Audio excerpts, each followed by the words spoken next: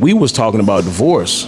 Hey, single people gonna want to do what single people do. You don't supposed to be listening to what it's saying. See, that's wrong, bro. Like, I can't be cramping the style because I'm the only married guy who want to go to the strip club. Like, I just shouldn't be there unless I'm with my wife. I didn't know what postpartum depression was. I'm gonna let him go first. When you tell your woman to do something, do she do it? Yeah, what you mean, though? The women are too stunned to speak. This your words. You say, I don't want them to turn to my mama. If my girl tell me I shouldn't ever cheat on her, tell me why. You sound like a bitch. Is that what a woman told you? So today I'm focusing on marriage and the differences between people that are married versus people that are single, and people that want to be married in non-traditional ways. Okay. Poly. Okay. Okay. Open relationships, stuff like that. I got you. So you've been married for 10 plus, about coming up on 10 years. About to be 10 years, November. Yep. And yourself? Just made 11 on the 15th. This made 11. Ooh. Yeah. Man. And how many kids between you two? Two kids? I got 3. 3? Why you sound so stressed when you say it? 3 is stressful. That's why, you know. I actually have 2 older ones from a previous relationship. Okay. So I have 2 with my current wife. Okay. And the 2 older ones are the boys, right? Yeah. Okay. All right, so what I normally do is I usually lay out a nice little intro, but you weren't scheduled to be here, so I'll just freestyle it. Right. This is the owner, sole proprietor of this fine establishment that allowed me to act a fool on his stage. This is Amar, and this is Phil. I've known him for, about 5 years at this point. He's a DJ, he's a trucker, what else you do? You do yoga with your wife, right? You have a yoga class? We do wellness, which is comedic yoga. Okay. My wife does natural herbs. She makes natural smoke blends for anxiety. She makes natural tea for anxiety. So I just kind of help run her business with her. Oh, nice. Smell like incense all the time in the kitchen? No, not like that. No, these are real herbs. Smell like sage, the funny sage. A little bit, yeah. A little bit. Okay, so first question. The partner that you have, did you do everything in this relationship the way you've done everything in the relationships prior to this one? I'm gonna let him go first. No, I think I tried a little bit harder in this relationship. At the beginning, you know, I was getting older. Okay. You know, and I was looking to eventually settle down. That I didn't have like a timeline or anything like that, but you know, as I was like around 26 when we met. So, why her? What's up? Why her? Why not? I mean, no. I mean, you don't get yourself in trouble. You know what the funny thing is? I think that I'm more of like the opposites attract type of person. Okay. And she was not like me. She's more extroverted. She's smarter than I am. She was like a valedictorian. I cheated in Spanish class in high school. That's on record. But whatever. It's been 20 plus years. So you can't do nothing about it now. Diploma's a diploma. And yeah, I mean, she's an attorney. She's an intellectual property attorney. Okay. She just did a lot of things that I didn't do. Like she cared a lot more about, you know, her work life. She cared about like friends, family. Like, I mean, not that I don't care about my friends and family, but like she went to another level where like I felt like she was gonna lift me there. So, you know. What about you, Phil? What was the question? Why is your wife your wife? What did you do different with your wife versus the past relationships? It was You going next? Maybe you going first next time. when I met my wife, this was back before online dating was a thing. Oh, yeah. So we actually met in a Facebook group. Nice. And I was back home in Chicago. She's from Atlanta. And my wife is a skater. She was in the movie ATL as an extra, so she's been skating all her life. Okay. I make the music they skate to, but I don't skate. So one of my guys back home was like, bro, I'm going to put you in this group.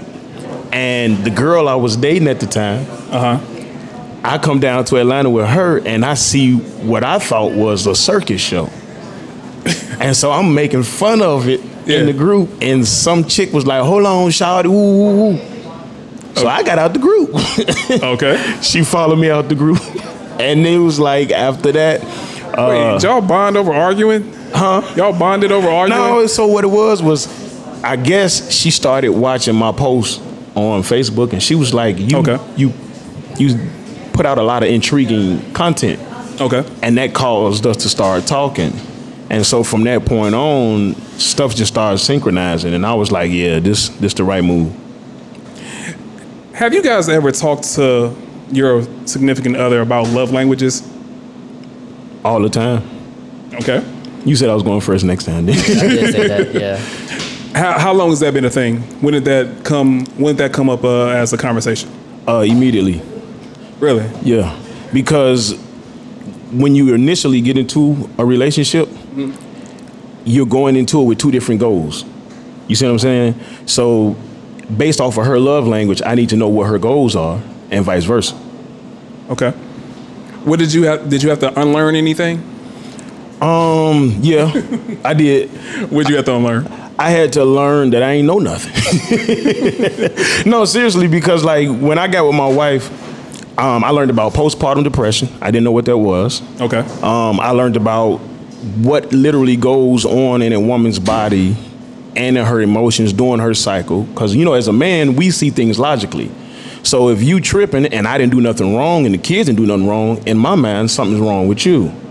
But we don't realize that her body is filtering out so many hormones every month, and it's causing her to go through these fluctuations of emotions. So I had to unlearn that I didn't know what was going on, and to actually listen to what was going on with her. How long did it take for you to find common ground and understand what was going on with her? It's probably about 5 years. Wow, that's crazy. Because you got to think. Did you guys go to therapy, or is this something you just worked through together? No, so a lot of the stuff was just self-therapy. Like when she had my son, we was, working at the job together. We was talking about divorce because there was so much that I didn't understand. Like, why are you having these emotional breakdowns? Why are you wilding out? I didn't know what postpartum depression was. And so when I figured that out and I learned about it, I was at work. And there was a guy, one of my clients had told me, your wife is going through postpartum depression, look it up. And when he told me and I looked it up, all the symptoms matched.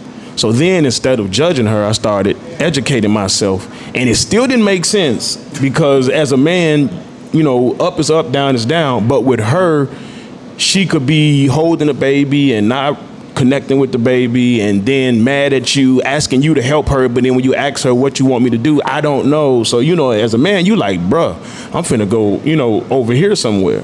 So it was like, it took me 5 years to really learn, like, I have to stop thinking I know what's going on and literally listen to her.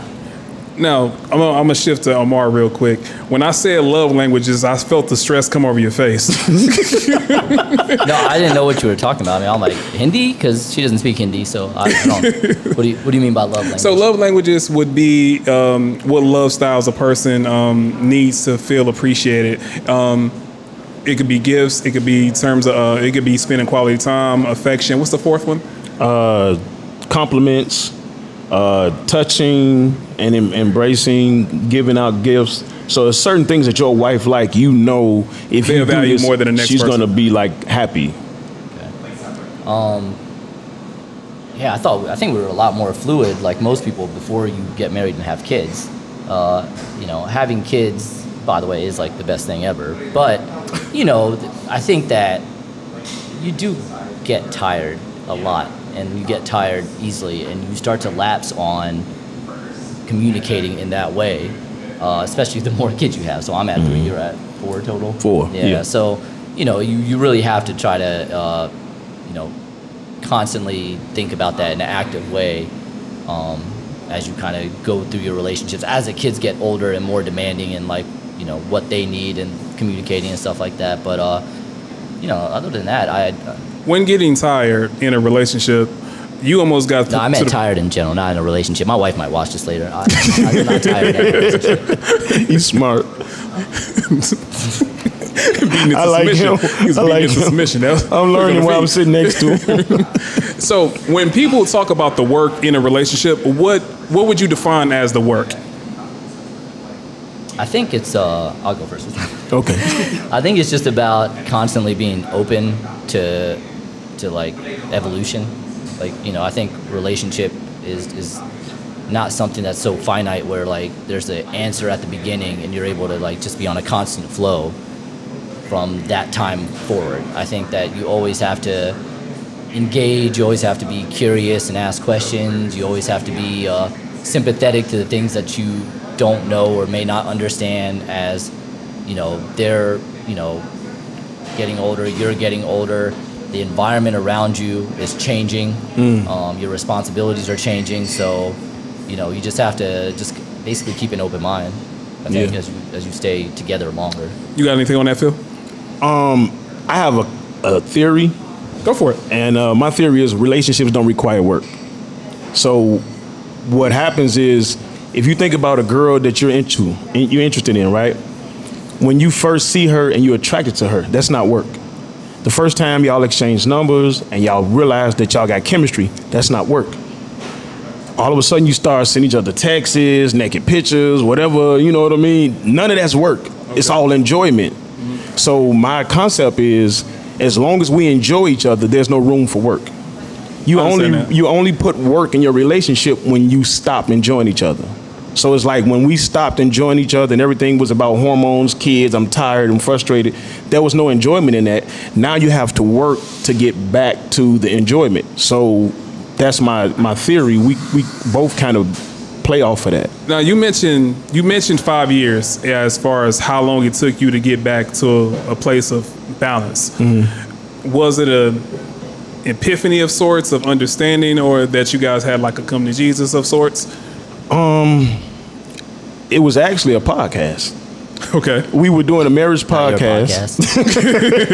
We were doing a marriage podcast at one point, and there was this group my wife was in. She was in a wife group, and a lady screenshotted a post of a bunch of men who were dogging women for not understanding postpartum. And it hit me like a ton of bricks because I was one of those dudes. I just wasn't saying stuff as egregious as they were saying in the post. I mean, they were calling the women out their name, everything. And so when I realized that I'm not the only dude that is like clueless to what goes on in a woman's body, which affects her decision making, it was like, that's when I realized, bro, I got a lot of work to do. And so the more like we did the podcast, the more I was researching like relationship topics and stuff like that, the more I started to realize like I've been approaching this wrong. You see what I'm saying? It still is a journey because you're learning, two people are learning each other, but a lot of people don't understand what a relationship is when they get into it, so they don't do what a relationship requires. You see what I'm saying? So like at the bare minimum, a relationship is simply two people relating to each other. Most of us, we enter a relationship dictating what I want you to do for me. I got a list of stuff that I want you to do. What was on your list? Sex was number one. Respect was number two. Letting me be able to make my own decisions was number three without you having to, no, don't pick that spoon, pick this spoon, you know, that kind of thing. And so it was like when I started realizing I'm not relating to her. I'm judging her based off of my list of requirements, and she's doing the same. How did you formulate that list? Mainly off of past experiences. You know what you like, and then you run into somebody who treats you the opposite, and you're like, oh yeah, I ain't doing that no more. Going back to when you mentioned you saw men talking about postpartum depression in a negative way, and you saw that mirror of yourself. Yeah. A lot of times people will get corrected by someone outside the relationship, mm-hmm. and that frustrates the partner. Mm-hmm. In this situation, it may have saved your marriage. Yeah. When you came to that realization, did you admit to your wife that you were wrong? On the podcast in front of everybody. Yeah, I had to, because there was another young lady who had got pregnant around the time my wife did. Okay. And so she was a guest on that particular episode, and her husband was doing the same thing I was doing. So then we started to both realize like, yo, there's a huge disconnect between what we know, what we understand, and what we expect, and what's actually happening. So from that point on, it actually made our relationship stronger, because when she did things I didn't understand, instead of me responding to it, I'm like, okay, let me figure this out first. All right, I'm gonna come back to Amar. Is the topic of this postpartum? Because I just jumped up here. I didn't prepare. We kind of walked into that. The question is, did any one of you guys take your partner's zodiac sign into consideration of getting into the relationship? Did you think about the big three? No, I don't even know what her zodiac sign is. I should. I mean, I know her birthday. It's like that was worth something. She gets a gift every year. It's important. No, I didn't take that into consideration. Which is funny because, like in a multi-religional element like Hinduism, people are really into astrology and signs and things of that nature. I'm just more of a kid that was born and raised in Harrisburg who barely speaks Hindi. So I'm not as engaged to those type of cultural elements. Like I know right now one of the, is random, off topic, but I know one of the main topics of discussion around this country right now when it comes to South Asians in the U.S. is around the caste system and discrimination around like people from different areas of India, different kind of like hierarchies of India and stuff like that. And that was never anything that I thought about growing up or anything that I ever considered very much like signs. Like I just... Did she ever bring it up? No, I don't think anybody wants to marry a Scorpio, so I don't think she thought much about it either, to be honest. So. What about you, Phil?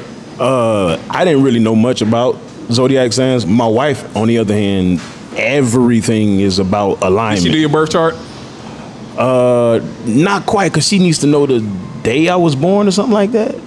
The day you were born, the time. Yeah, so it's one of them pieces is missing. Yeah. But yeah, she was like, "You're a Leo, I'm a Sagittarius. We go together." I didn't know what that meant. That means that she never dated a Leo before you. Okay. She did all those other Leos and said she learned her lesson. All right, so I'm gonna ask this next question, and I'm gonna give you 3 seconds to think about it. He's looking at you, so you got to answer first. All right. Quick response, and then we'll quick response on either side, and then we'll jump into the conversation. Okay. I did dating sites before I found my spouse. In 3, 2, 1, go. I didn't. Were you swiping? No. We met before. That was a thing? Yeah. That was a thing. Yeah. We met in 2011, 2010. We met speed dating. Speed dating? Speed dating. What's speed dating? We were both in Washington, D.C., so that seemed like the thing to do. You want to explain the questions, the conversation that you had? How long did you have on the clock on that speed date? 60 minutes? I mean, 60 seconds? Nah, it was 60 seconds. 60 seconds? Yeah. What did you say in 60 seconds to say, I want to do this? For her? Oh, you know what? It's funny with her. So there was actually, on that day, I still remember the day. It was December 16th, 2011. There was 18 guys and 20 girls. So I actually never got an official date with her. She was the next person, and they called the speed date. And so here we are sitting next to each other, like scoring the other people that we went on a speed date with awkwardly. Yeah, scorecards like baseball? Yeah, it was like 1 to 5. You know what the funny thing is, like, she got 1 match, I got 4. So I mean, I don't know what that says about how her experience was. You were doing so well. Me. You were doing so well. She may not, I'm gonna edit this out for you. Yeah, I kind of like it here. Please do. We didn't have an official date. We just started chatting with each other as we're like scoring other people, and then we left. And at the end, I got her name. I was like, "Hey, is it cool if I just add you to my list?" And that was the start of it. Wow. So we actually talked for more than 60 seconds because you got to go through 18 people. It takes a minute. I forgot like who 3/4 of those people were. Wow. Yeah. Now, I hear people talk about things getting stale, stagnant, you fall into your routines.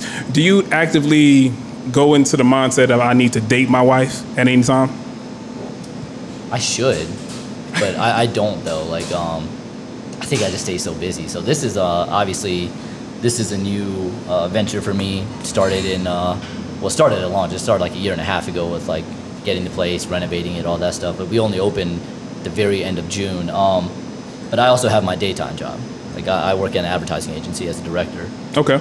So I have that. I have this. I have 3 kids. So I don't do probably as much as I should. I don't do as much as I should in terms of like having that mentality to like kind of, keep things fresh, keep things new, I do get stagnant too often and comfortable. Yeah. What about you, Phil? Same.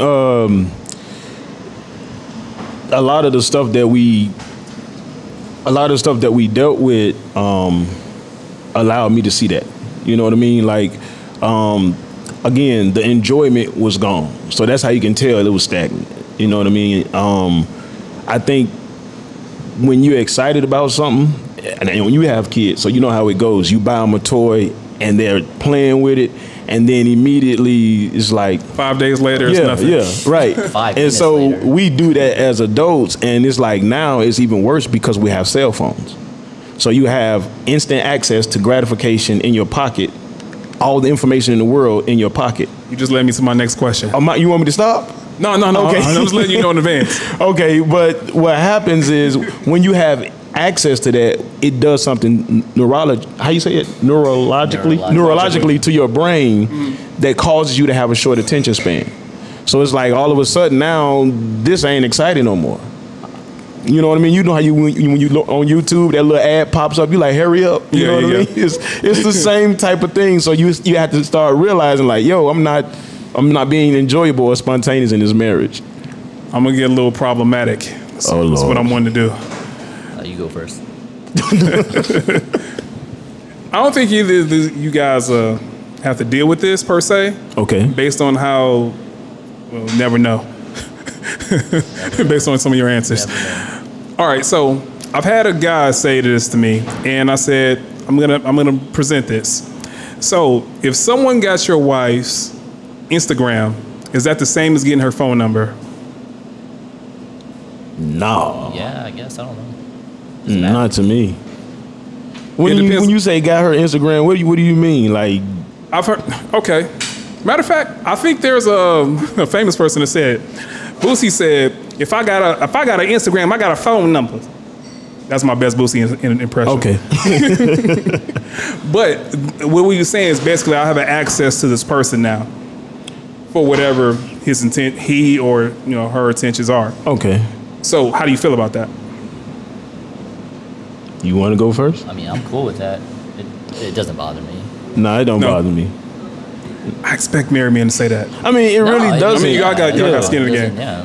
Like my wife works with a lot of people. It sounds so much fun. At all. She works with so many people, so it don't matter. Phone number, email, Instagram, address to send Christmas cards every year. I'm at that stage. All right, almost 10 years of marriage, 3 kids. I get like 50 of those new Christmas cards. Yeah. People got the family picture. Yeah. 50 is a short number actually. I got like 80. God It's damn. crazy. Like I started hanging them up until I don't have any space to hang them up, and That's then I started hilarious. asking her like, who are fuck these people? Yeah. Oh, you Why- don't even know these people? Some of them I don't. Some of them she doesn't. I'm like, why do we have that? It was addressed to us. She's like, I don't know. It's probably one of my parents' friends. I'm like, why do we? No, no. But to go back to your question. Okay. Another question. Another question. I think you guys would have an easy time with this one than most singles. I'm okay with my wife being friends with her exes in 3, 2, 1. No, I don't think I'm okay with that. That's weird. I mean, I guess okay. Look, I'd be okay. Not even a Christmas card? I met them, but Okay. I've never met any of my wife's exes. So Okay. all of a sudden, Is she like a praying if mantis? she was just like, "Oh, this guy's coming to Atlanta to hang out," I would just assume it was a college classmate or a high school classmate or just some friend or previous coworker. I'd be like, "Oh, okay. How do you know this?" If I even know, I probably wouldn't. That's on me. But if I were to ask like, "Oh, who is this person?" and she was like, "Oh, it's an ex," I think that'd be kind of weird. Okay. Are you friends with any of your exes? No. Okay. Although I don't know if that says more about me as a person than it says about them. I don't know. There's no right or I wrong don't know. answer here. It's just it's your personal philosophy. I'm sweating now, man. I don't know. Yeah. Oh, join the club. You like me now. No, yeah. Answer correctly. I'm not friends with any of my exes. I like getting coffee here. I'm sure I was a dickhead to a lot of them at the end, so we are not friends. Okay. So he made sure that relationship He said was. that with a straight deadpan face. We are not friends. No, Yeah. no, I don't even think we're like on LinkedIn or Facebook or anything. Oh, you mean like friends on social Anything? media? I No, mean, anything. actually, I'm I not guess even I at guess that you could bottom extend it to level, that. so, you know. I guess you could extend it to that. How do you feel about that? I mean, I met one of my wife's exes. I haven't met anybody How else. was the handshake? Was it a strong? At first, Was it a dap up? No. Okay, so what happened was I came home from work It was a strong handshake. and he was already at the house. Oh, that's weird. Because we were staying with my mother-in-law at the time. So he came to see okay. her, and He stayed friends with the mama. he stayed friends with the whole family. And my mother-in-law's husband had passed, so he came over to drop off cards or whatever. And I met him, and I didn't know who he was. And then she was like, "Oh, this is James." I'm like, "James who?" Was she happy when she said it? No, it was just Okay. like James part of the family. This James or this James? No, see, if it was that type of energy, I'd be like, man, who is James? You know, so I'm like, who is James? She said, oh, you know, James I went to high school with. And I was like, oh, the dude you dated, because she dated him in high school. Okay. So, you know what I mean? Like, it was cool. We sat down, chopped it up. I learned a little bit about him, a little bit about me, and that was it. But See, I think context is important because that took a Yeah, 180. exactly. That was just like, oh, he showed up at my mother-in-law's to like because she had lost somebody. yeah, Like, so it was like yeah, that's how I first met That's him. fine. But other than that, I have never met any other of her I have a real exes. marriage question to ask you guys now. Now, do you guys have shows or things that you do with the wife? Like you guys watch a show like in No. particular? Yes. Yes. No. If she watches a show or you watch a show without her, is that like a form of cheating somewhat? Is that soft cheating? To me, no. To her, Soft cheating? yes. You heard what he said, right? Say it again. Yeah, to me. To him, no. No, to her. To her, yes, yeah. I would like right now we're watching. Do you got to sleep in the living room if you violate? What's the show? So right now we're watching The Last of Us Okay. on HBO. That's a zombie thing, That's right? like it's like Okay. the fungus joint. I don't know, whatever. Yeah, it's like The Walking Dead, but on HBO. But if she watched a little bit of that, I fell asleep with my son. I woke up, I came down, and she just like asked. She was like, "Do you want me to restart it?" It was only 15 minutes in. But even if she didn't, I wouldn't care. If I really cared that much, I would just watch the 15 minutes the next day or something like that. Like it's not a big deal. 8 years ago, she went on a work trip. That was oddly specific. I don't know if it was 8 years. It was like 7, 8, 6, whatever. But some odd years ago, she went on a work trip, and that's when like Game of Thrones was like at its peak. And she was gone that Sunday. I had nothing else to watch, so I watched it. I made the mistake of not put it going on HBO to say like I did not watch this type of thing, like winding it back to be whatever you do. So she came. She was like, "Do you want to watch this?" I was like, "Oh, yeah, we can." And so as soon as she turned it on, she saw that like the episode was already at the end. She was Hot. vivid for like I don't know 7 minutes, but like I wouldn't even get to that. Right. Really? Yeah, it wasn't that bad. But like like I didn't have to sleep on the couch. I got to sleep in my bed, which to be honest, my couch is comfortable anyway. So like if she ever did make me sleep on the couch, I'd be like, that means the kids won't come in here in between. Did you guys spoon, or was it that awkward pillow in between? Real drafty? No, we don't even spoon. You look like she has her side, I have my side. You look like a leg out the cover type of man. You know why we don't spoon though? Is because ever since our oldest got to the point where like he could just like get out of bed and come to sometimes our kids still come to our room. Okay. So like we just stay on our own side because we just expect that at some point one to all Somebody's three of gonna our show up. kids is gonna show up and just like get in the middle with the fucking dog. Like it's a thing. It's a thing. It happened just 2 days ago. I feel your rage. All three of them were in our bed. I'm sleeping on like 7 inches. I mean, I know I'm skinny anyway, but like I need at least 8. I'm just sleeping on my little corner. Got 3 kids With the there. kids, the the dog dog. at the foot. I don't even know how much room my wife has. She always has more room because the kids always like, I don't know, maybe because I sink in a little bit more, they like roll over to me. I don't know what the physics of that is, but yeah, we don't spoon on a regular. Sound like a broken man. We used to spoon a lot more. How many I'm pillows talk are to in her your about this bed? tonight. Be like, we used to spoon a little bit more, huh? How many pillows are in your bed? 4, 4? 2 each. 2 each. What about you, Phil? 6. 6? Yeah. How many are for decoration? I don't know. Cause honestly, like all of them is for decoration, but she has like pillow pets and all kind of stuff like What that. is a pillow pet? You remember the pillow pets back in the day? I do not. It was like a pillow shaped like an animal. and she got to hold it every night. Pillow pet. Yeah, I got you. She has to hold it. I said pillow pit. I was like, what? That was one of the first things I bought her when I met her. She don't hold you? Nah, Oh, you like stay over there? Yeah, I'm the dude with the leg out the cover because it's hot. Yeah. Okay. Yeah, I'm from Chicago, so I've literally, for the last 11 years, been sleeping with the fan on every season since I've been down here. And if you get too close to me, at some point, you like a violent sleeper. it's too hot for all that. Had to go to the family dinner and explain what happened. She was sleeping too close. That's so what funny happened. that you say that too, because I cannot sleep with my feet out of the covers. I don't know can't? what it is. You Ever sleep with since I socks was on? a kid, I just always I don't know. Maybe I was scared that Socks somebody was on or just gonna come and like chop it off or something. I don't know what it is. I have to have my feet Covered? It doesn't matter how hot it is. The clothes will come off, but the covers will stay on. I'm the dude that's got the air on, the fan on, and I'm under the covers. And I know that's a no-no, but that's how I sleep. I just want to judge you for your light bill. Like my grandmother's like, that gas bill is too high. All right. No. You looking for a hard one? Yeah, he is. You, hard one. no, it's no hard ones. It's just Okay. Maybe. You said you had 2 kids before your marriage, right? Yeah. Okay. So, the kids that I had before my wife never tested my relationship. True or false? True. What was it? My oldest is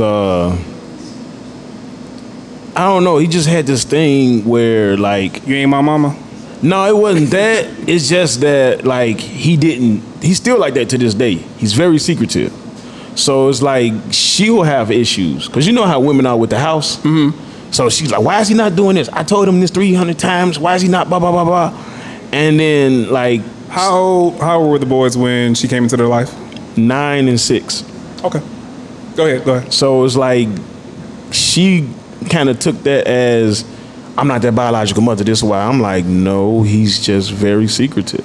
He's 21 now, and he's still secretive. You see what I'm saying? So it's like, that's just who he is. Is this the one you had beef with? Yeah, I always had beef with him. Over the lifestyle choice?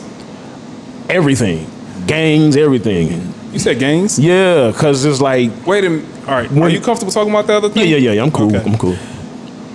Has that been resolved? Oh, yeah. You can speak on it. It's 2023. I know you. Okay. To fill everybody in, because I know I like to ask because it's polite. Yeah. His son was he struggling with the bisexuality or being gay? Nah, so what happened was when he moved down here and he went to his high school, that was a thing. Like you could be in a gang and have a boyfriend.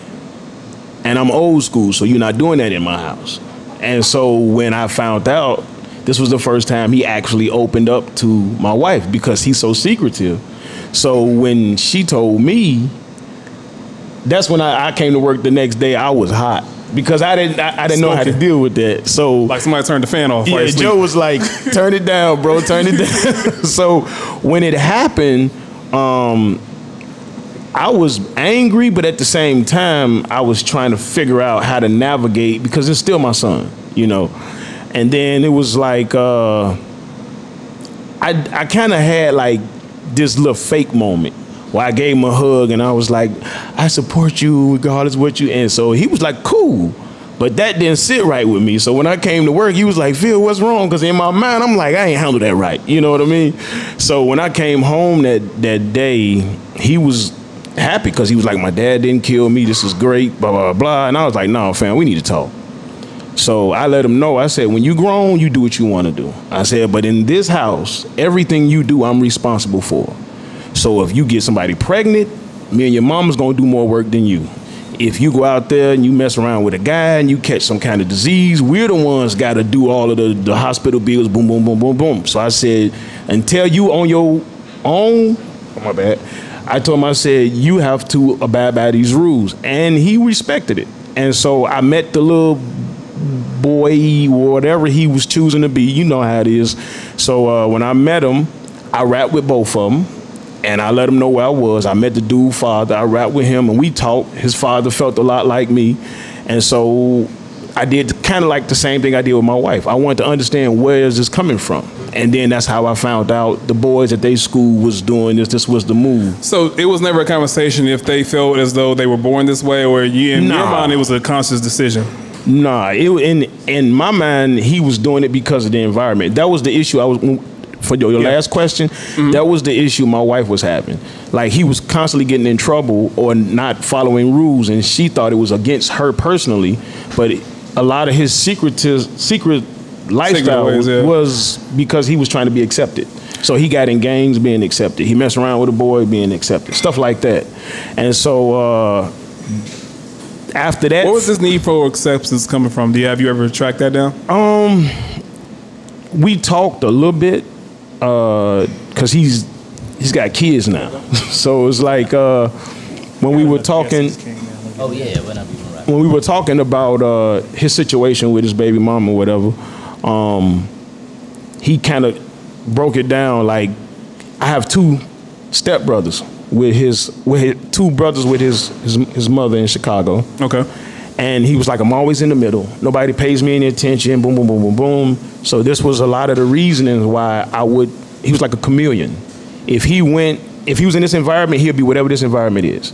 If he was back home in Chicago, he would be whatever that is. So he was trying to fit in everywhere. Has he found his identity at this point? He's in the military now, so he better find something. Does he identify as gay or bi at this point? No. He's engaged, I think. Or looking to get engaged to his baby mama. So. Oh, we got the married couple coming in, strolling in. And I told him, I said, whatever your choice is. With my man Danny over there. I'm glad the hard question ended with Phil. I got you. Thank you. I'm gonna have you back on, Amar. Give a little hand over Amar.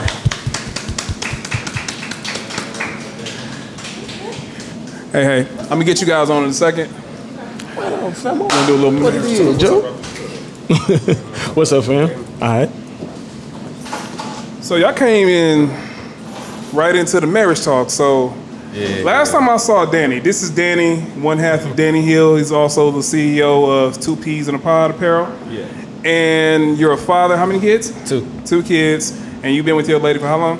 11 years. 11 years. And you recently just got engaged.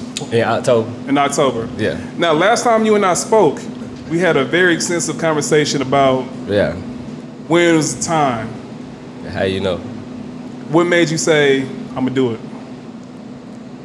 Just sitting back, looking at life and just looking at my kids.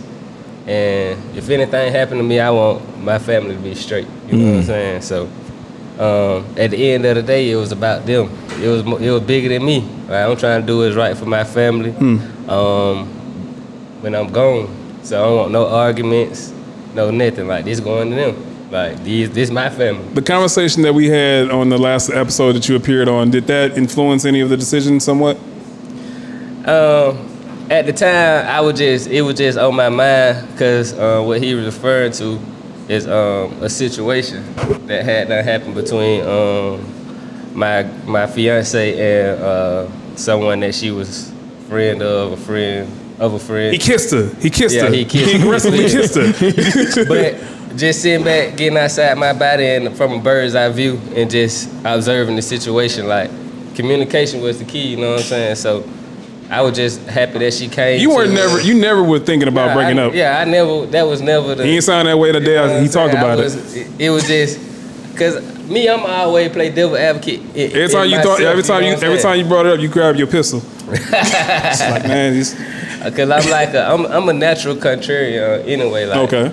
So even if I feel away, I'm always put myself in the other person's shoe. Like, well, at least she came to tell me. Like, that was bigger her. Like, would you do that? You gotta, you know what I'm saying? A lot of people don't hold themselves accountable or expect something that they want to do out of somebody else. You know what I'm saying? And like he was saying, like, that's what 2 Peas Apparel is all about. Like, we all struggle with an identity crisis, like, in our community. Like, who am I? Who am I? Accept this issue, like he said. This man just want to be accepted. We all go through that. But 2 Peas about we less different than we are. Like, we 2 Peas, we the same. Like, I'm a star just like you a star. So once you get your own self-awareness and realize why am I trying to do this? Cause Lil Baby did that. Cause this person did. Like the culture that they feed me, not even my culture. Like I don't even agree with half the stuff they say. Right. I like the music, but I don't agree with this stuff. You know what I'm saying? So it's just like when we take ourselves outside of our body and realize what's really going on. Like I'm a star. Like it's a reason why they want me to attach on to this. It's a reason why they put me here. It's a reason why this going on. It's bigger than me. Yeah. So that's why I want to inspire the next person. No, you a star just like I'm a star. Like you looking at this person, you looking to the right and to the left when you supposed to be looking at yourself. It's you. So that's what it's all about. Like he's saying, like that's what we all deal with. Not saying we all do it in a certain way, but I'm pretty sure we wanted to be at that cool table. No matter who we were, we wanted to be at that table. So I want to put some cool on you. You know what I'm saying? Like I got 2 sons. I always at work. I speak on this a lot because I see it like in young boys. Like I don't want my 2 sons to be like, Daddy, you tripping? What you saying ain't cool. But I'm telling you, ain't nothing new under the sun, son. You know what I'm saying? Yeah. So it's a constant battle. Like my daddy did the same thing, but I'm telling him, but it's just take it for yourself. Like I ain't never got no felony and nothing like that, thank the Lord. But it's just some people don't got that discernment. You know what I'm saying? It's either you got it or you don't. I want to go back to, well, the change that you made since last time we spoke. I want to make the ladies gush a little bit. Tell her how you did the proposal. Okay. So October the 1st is our anniversary. We got together our senior, I should say, first semester of senior year of high school. So I wanted to plan a photo shoot, a surprise photo shoot. I know to women it's a big thing. They want to feel, ready to get proposed. That's like new age thing. Like I at least want to have my makeup, my look nice, nails done. You know what I'm saying? So we got a photo shoot. I planned the photo shoot. I tell the cameraman to set up the props and stuff because I bought some little props and marry me sign and stuff like that. And I had the kids come along, got them dressed up, and I did it at Atlanta Station at the photo shoot. And afterwards, we put a blindfold on. I had all her friends because I wanted it to be intimate. Because I'm not the type of guy that just like express myself in front of a lot of people. Yeah. I can speak in front of a lot of people. I ain't finna just, I can't really pour my heart out to you like we'll talk with a lot of people around. So I had everybody else go to another location and they can celebrate with her after because I did want them to be a part of the whole thing. So it was a surprise party after decorated real nice. Everything was lovely. It was a beautiful Who cried? moment. Mama cried. Wifey cried. And it was a lot of tears. A lot of people was happy. It was a beautiful day. It was a beautiful day. I was just happy that my grandma was there. Her favorite thing to say, when you gonna make it right? When you gonna make it right? Yeah. So just for her to see that, put that smile on her face, put that smile on my fiance face, that was the priceless moments. That was the most beautiful thing about it. All right. Go have a little fun now. Yeah. All right, so I'm gonna present this question and give you 3 seconds to answer. I don't check in with my spouse when making plans. In 3, 2, 1. Yeah. Phil? Wait, yeah, you don't? Yeah, you do. Sometimes. What, Phil? I always check in with my wife. Okay. You guys have been in the same relationship same amount of years, right? Yeah, 11. 11? Yeah. Well, 12, married 11. Gotcha. When did you make that shift? Go ahead. When, if you don't mind me asking, you met her later on in life, or? I met my wife in 2011, like I was saying earlier, on Facebook. Okay. Yeah, so I'm saying like you was graduated and like. Nah, when I met her, I had been graduated high school. I was I was staying with a roommate, and I was dating this girl who was planning on bringing me to Atlanta to go to the skating rink. You got your wife cheating? Huh? No. So this the way it happened was the girl. Okay, so like if you go back to the crib, there's a certain style of skating we do, where everybody's skating in this uniform, choreographed move. Okay. So you might see 2 people doing this move or 30, but everybody's doing it, and it's real smooth. It's to the JBs, James Brown, that kind of music.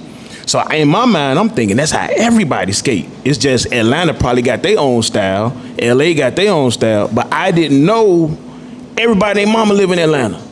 So when I went to Cascade, I saw everything. It looked like a freak show. It was somebody juggling. It was people going backwards. It was a dude on his knees. It was a dude with a referee shirt on and a whistle and some little shorts. And I was like, man, what the hell is this? Yeah. So I go to Facebook and they put me in this skate group and I'm heating everybody. Yeah, I'm like, yo, this woo. And somebody in big bold letters, shouted, you ain't finna come from my city. I'm like, who is this?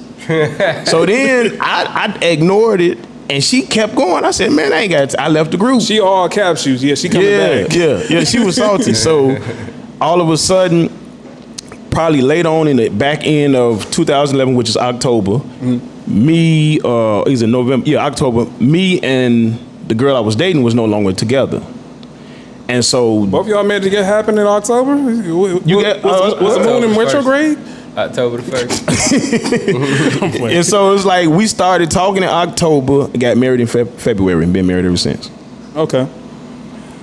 So when you said you check in with the wife, when did that start? When did you make the change? Did you do that? Because I know you did it immediately because we got kids. So if in my mind, if something go wrong with the babies, I need to know where you are. You need to know where I am. Gotcha. So if I make a move, I don't want you to be like there's an emergency and the last known place he was here when I really didn't, you know what I'm saying, went somewhere else. What about you? When you said you didn't sometimes? Yeah, it just depends. Grocery shopping? Like sometimes like New Jordans? Nah. you trying to be messy. Definitely on that. Like, but I check in for the most, like he say kids. Okay. Anything like major importance, of course I'm checking. Like something we gotta handle, I'm checking. But if I'm just finna get out work and pull up on my partner or something, then I'm finna get out. I'll be home in a minute. Like I'm gonna let you know what's going on, but I ain't checking in like, you know what I'm saying? Like just every little minute thing I'm finna stop here and stop. It gotta be something major, like the overall plan. Why he smile like that when he looked at that last call? I just want to have a little fun, man. Yeah. Lighten up a little bit. Okay. All right. In three seconds to answer this question, or I'm gonna say a statement. You tell me if you agree. Women should retire the word period. In 3, 2, 1. No. Which period we talking about? Period. Period. Like, period. Poo. Boo. Oh my. Yeah, she don't talk like that to me. So yeah. Okay. It don't matter to me. Like I like when you say I'm him. No, hell not. Hey, but I do want to say like one thing is men cannot be saying like it's certain lingo that men can't say. You got to leave. I can't say I'm him. You cannot. You don't say respect my pronouns. I don't like I'm him. I don't like it's giving. I don't like at this big age, I don't feel like me. Bro, come on now, you can't be saying that, bro. Like, nah. Let them have you say it's giving?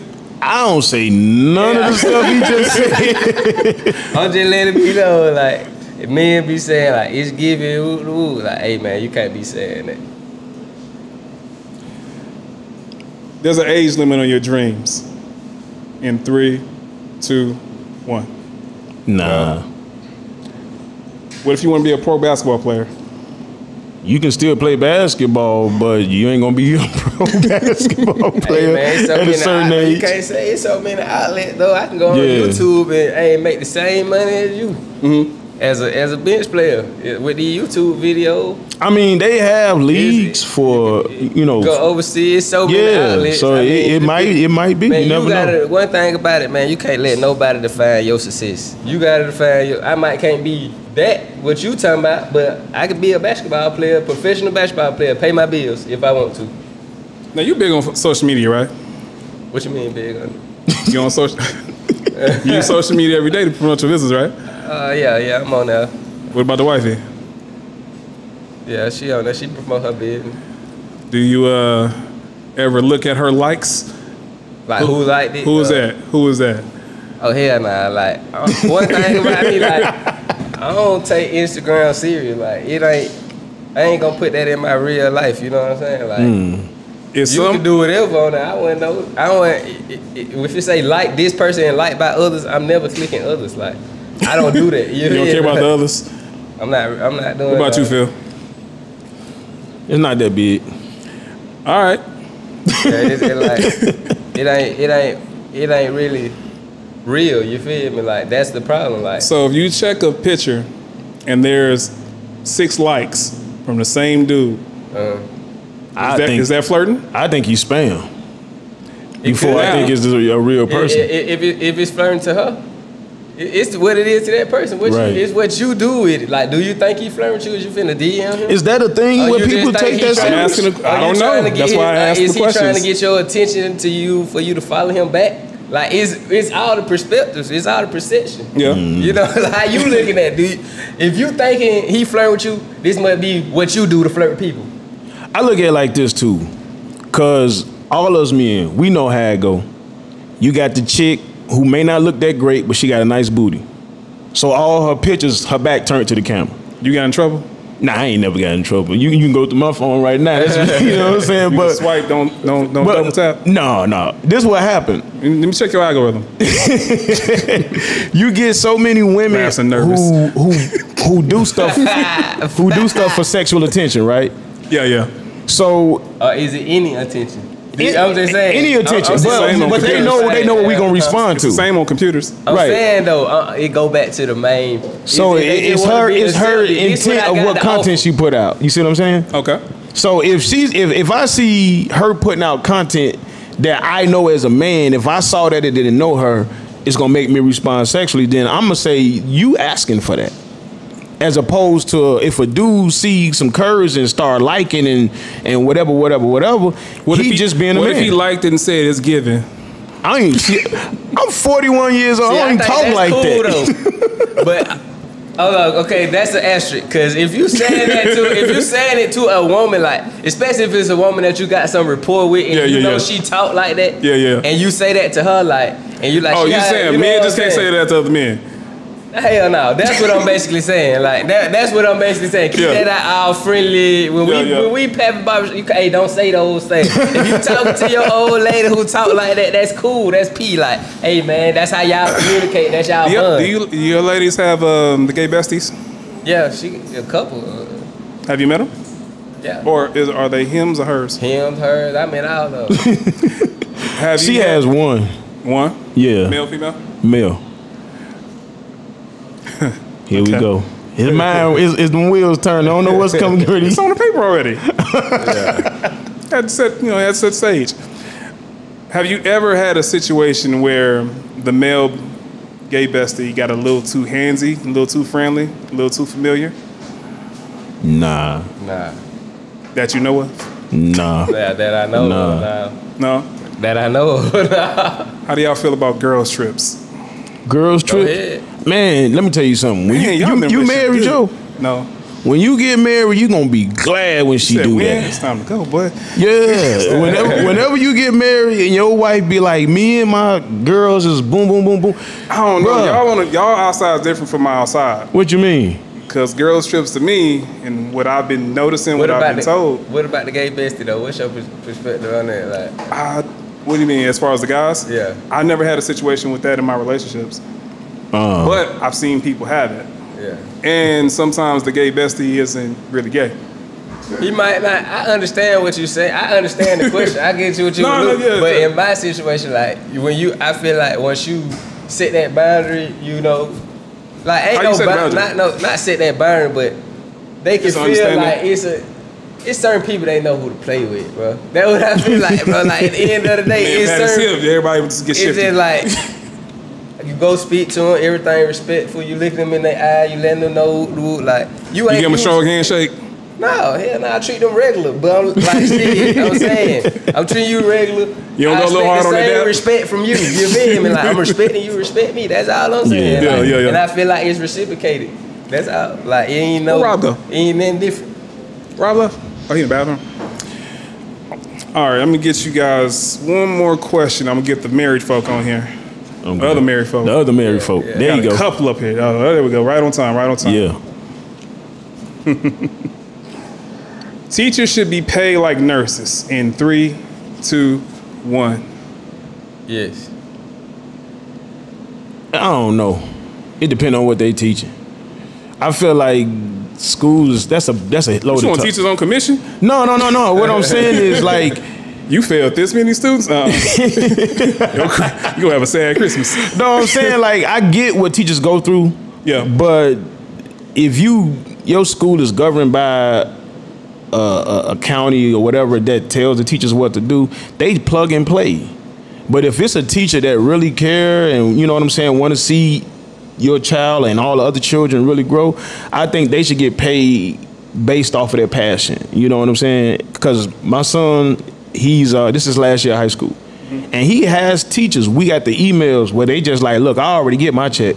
You the one got to get this grade. The emails to show it. You but dig what I'm life saying? Gonna treat them though. You see what I'm saying?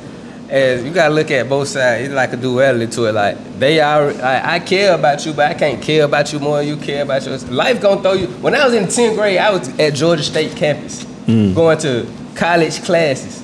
So just imagine the 10th grader. When hey, you know your homework due tomorrow, then and whoop. Then you go to college. Them folk don't give a damn. Right, they ain't gonna talk to you. Them folk don't care if you turn this shit in or not. Like, right, that's how life the is. thing like, is, these folk like, don't care if you come to work or don't come to work. You get fired. When you teaching students, right? Yeah. You're teaching a curriculum that's been given to you by somebody over you. You see what I'm saying? So it's like you have teachers who really care about the students' grasp of that curriculum. And then you have teachers who like, when you go to the meetings, they'll let you know like, baby, look, I just come here to get a check, boom, boom, boom, boom, boom. Your son got to do woo, woo. But you have teachers that say, I see so much potential in your child. I really want him or her to grow. To me, those teachers are the ones that should get paid. The ones that's just like, yo, I got my degree, I'm making my money. How would people make that distinction though? That's a slippery slope. That's what I'm saying. Yeah. Like, But this okay, so here's the thing. I went to an APS meeting, right? And there was a teacher there. And they was making, to us, to the parents, they was telling us, y'all need to take y'all time and realize how your child learns. One of your children might learn by reading out loud. Another one might learn by reading to themselves. And I thought that was a valid point. So I asked the teacher back. I said, well, if you understand each child learns different, why don't y'all teach them according to? And she told us APS has something called an instructional. And instructional, we can't deviate from it. And if we do, we actually have to have a letter written down and da-da-da-da-da. So it's like, they're not going to give your child that because, like you said, it's a slippery slope. They'll get in trouble. But there are teachers that see this child is struggling because this curriculum don't fit, and I really want to see this child win. That teacher, you can tell, is in here. The other teacher's like, hey, this is what they told me to do. This is what I'm going to do. Hey, he passed, he passed. He failed, he failed. That's how I look at it. So we got one no and one maybe? I say yeah. You say yeah? Yes because they responsible for the future. You know what I'm saying? At the end of the day, they responsible for the future. They got to teach our kids, mold our kids, and it's gonna be, and it take a village. Like it just can't be them. Like when they go home, is you helping them with their homework? Is you even asking them what they learned today? How was their day at school? Not saying you in particular, but I'm just speaking. Yeah. You know I got you. Like, Are we even engaging? I don't have kids, by the way. Talking to them and like really developing them, because they look at us first. We teach them first. Like my son, 4 years old, half the stuff he know is not from them. It's from us. Yeah. He learned how to count from us. He learned how to spell his name from us. He learned his colors from us. So that's a reflection. Like they a reflection of me. So if they struggling and the teacher say, and the teacher came and expressed, I feel your son is doing this, he falling behind, your son learn like this. It's on the parent, come on in. I know it's easier said than done because we got jobs, we got other obligations, but at the end of the day, man, it's life, like, this a part of it. So it's on us at the end of the day. That's why I say, like, we can keep looking this way, that way. It's on look that way. It's on you. It's you. Yeah. You like it's us at the end of the day. What can we do to be better? What can we do to help assist this teacher to make sure? My son, he's struggling to read, but get what? When he come home every day, I read to him for 2 hours. I make him read a paragraph. We popcorn. What's your schedule at the house? Me, I work 6 days a week, so I work from 10 until. Because I'm just on grind mode right now. So I be at home on Saturdays. I spend that whole day with my family. We might go somewhere, breakfast, lunch, all that, But I get off probably 10, 11 sometimes. They are to sleep. It depends on what if they got school, they sleep. But if they don't, they see those headlights, they act sleep. Nah. If they up tripping, they waiting on me by the door. But if they got school, they sleep. But I wake up and my youngest, he 1, so he don't go to school. So I can wake up, play with him in the morning before I go to work. And I take my baby boy to school and soccer practice on certain days. So I get the time in where you can, but that's the time where you learn. How was your day? What you learned at school? Tell me. I learned Malcolm X. He taught equally. You know, he put it together. He like Black History Month, whatever. But he they still do that? You know what I'm saying? Yeah, they still do that. I'm joking. Yeah. So, question. Before I get you guys out there, I want to see what you guys want to talk about. Is there anything particular you guys want to talk about that's been on your mind, you've seen online, or discussed in the household? One thing, my message for today was, I posted on Instagram today. Everybody can follow me at Ladies Love Danny Cool. Follow my brand at 2P's Apparel Co. I posted today just, I heard what everybody else think, but what do you think? Great minds think for themselves. Like, we live in a society where it's like group think. Like, everybody think that. Everybody saying gonna snitch. Oh, if I don't say he snitched, I ain't on the right side. Everybody feel this way about this person? Whatever, but I'm just saying, like, we gotta learn to think for ourselves. Why is this happening? Why is they showing me this? Why is this being boosted to my phone? And just learn that everything that's in our face is there for a reason. Like, again, we less different than we are. Like, we 2Ps, and once you realize what's really going on and just see it for what it is, then you will be able to attack life in a different way. So that's my message for today. Great minds think for themselves. Like, quick question. It's gonna sound like a joke, but it's a real question. Yeah. You have friends that are non-black, right? Do you see your non-black friends on social media? Yeah. Okay, I don't see them on mine. That's why I asked. The algorithms. No, the algorithms. This is a real question. I wouldn't be in front of that time. Yeah. What about you? What do you got? I would say, if anything I could leave with the viewers or whatever is focus.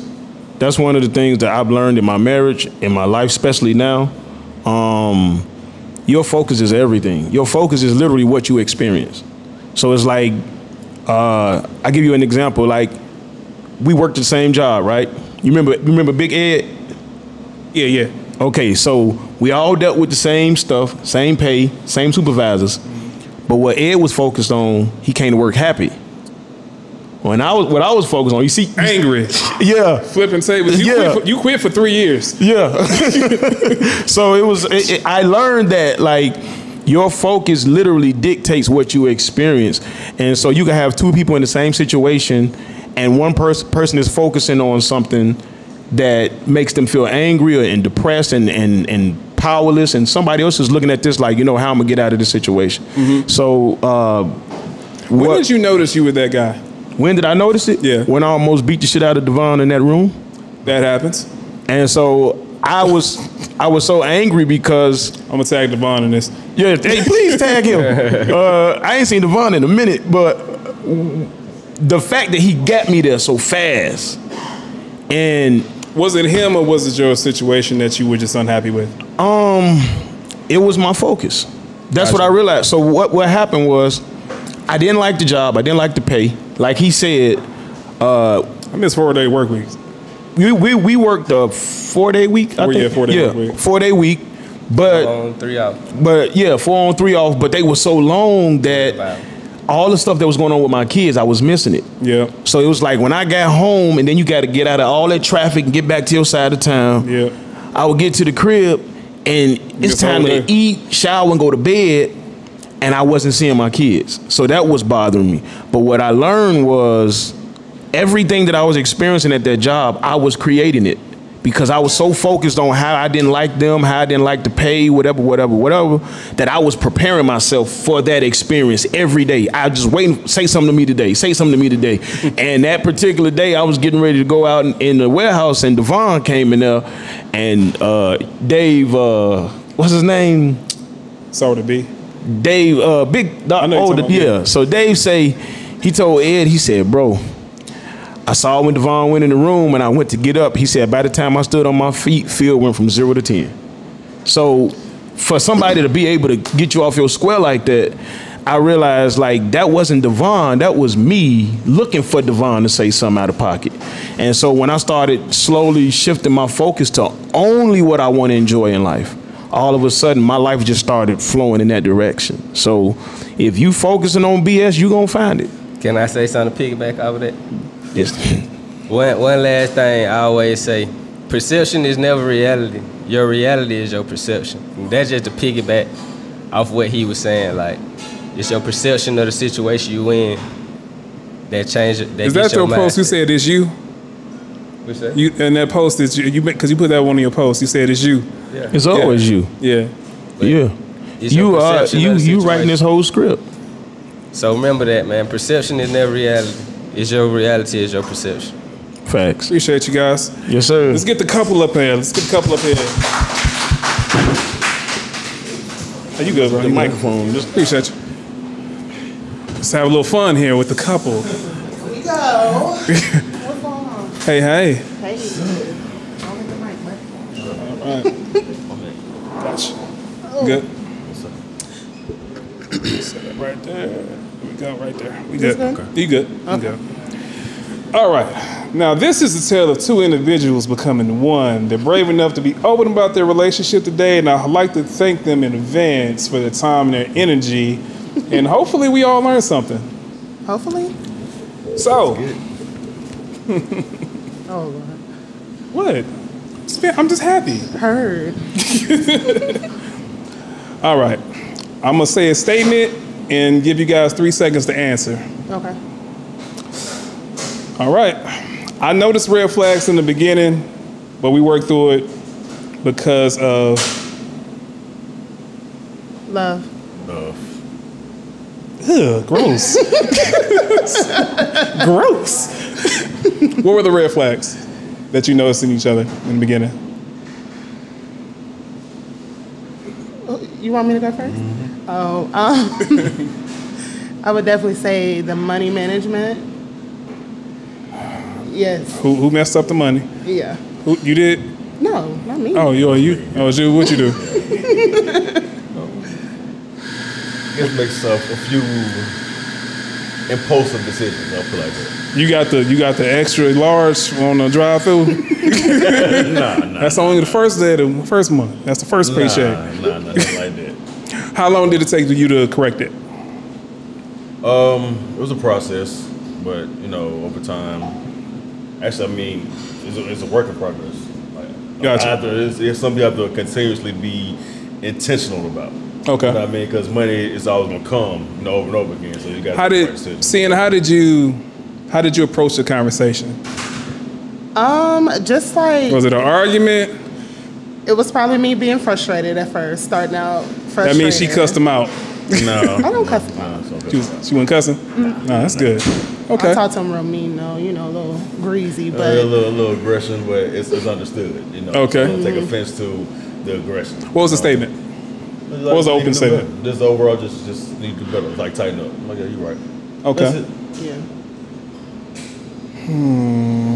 Now, I already know this because we talked about it before. You have one daughter, right? Correct. And she is 10? No, 7. 7. And you guys have been together how long? 6 years. 6 years, married for how long? 3. Married for 3, together 6. Mm-hmm. Now, say the statement and go to sin first. Okay. The kid before our marriage tested our relationship in 3, 2, 1. No. No? Mm-mm. There was never any problems with the mothers? You said the kid, now you said the mom. Listen, I've dated single mothers. It's a package. It was always a little friction at first, but once we understood, the lane. Was it payments or, I see you happy, I'm going to make his life a little harder now? It's more passive aggressive. She's really passive aggressive. So sometimes in the beginning I had to get in there and be like, hey, assert myself. This is what's going on. This is how this is going to go. But I had to take a step back because he put in a way you don't want to rock the boat and just make it harder on everybody. Right. You know what I mean? It's all about the baby. So, yeah. You know what I mean? What was the problem? She was over some of her boundaries? Yeah, sometimes like we would get text message at 4 a.m. Hey, Rain, let's get Rain this for her birthday or get this, and it's just like, dude, don't text her phone. 4 a.m? Yeah. She worked third shift. Like, everything that'd be just not thought out. You know what I mean? Like certain things you just shouldn't do, just not courteous and whatnot. And that's what it was. You looked at the message like she know what she was doing. Yeah, and I But see, I'm naturally as a man, I don't want any unnecessary attention. Yeah, because it's just gonna make matters worse. How did you check it? You know, just told her like, hey, this can affect both of us. You doing this can affect both of us, so just chill. That ain't how you put it. I mean, how do you put it? Like, yo, first of all, you got loud.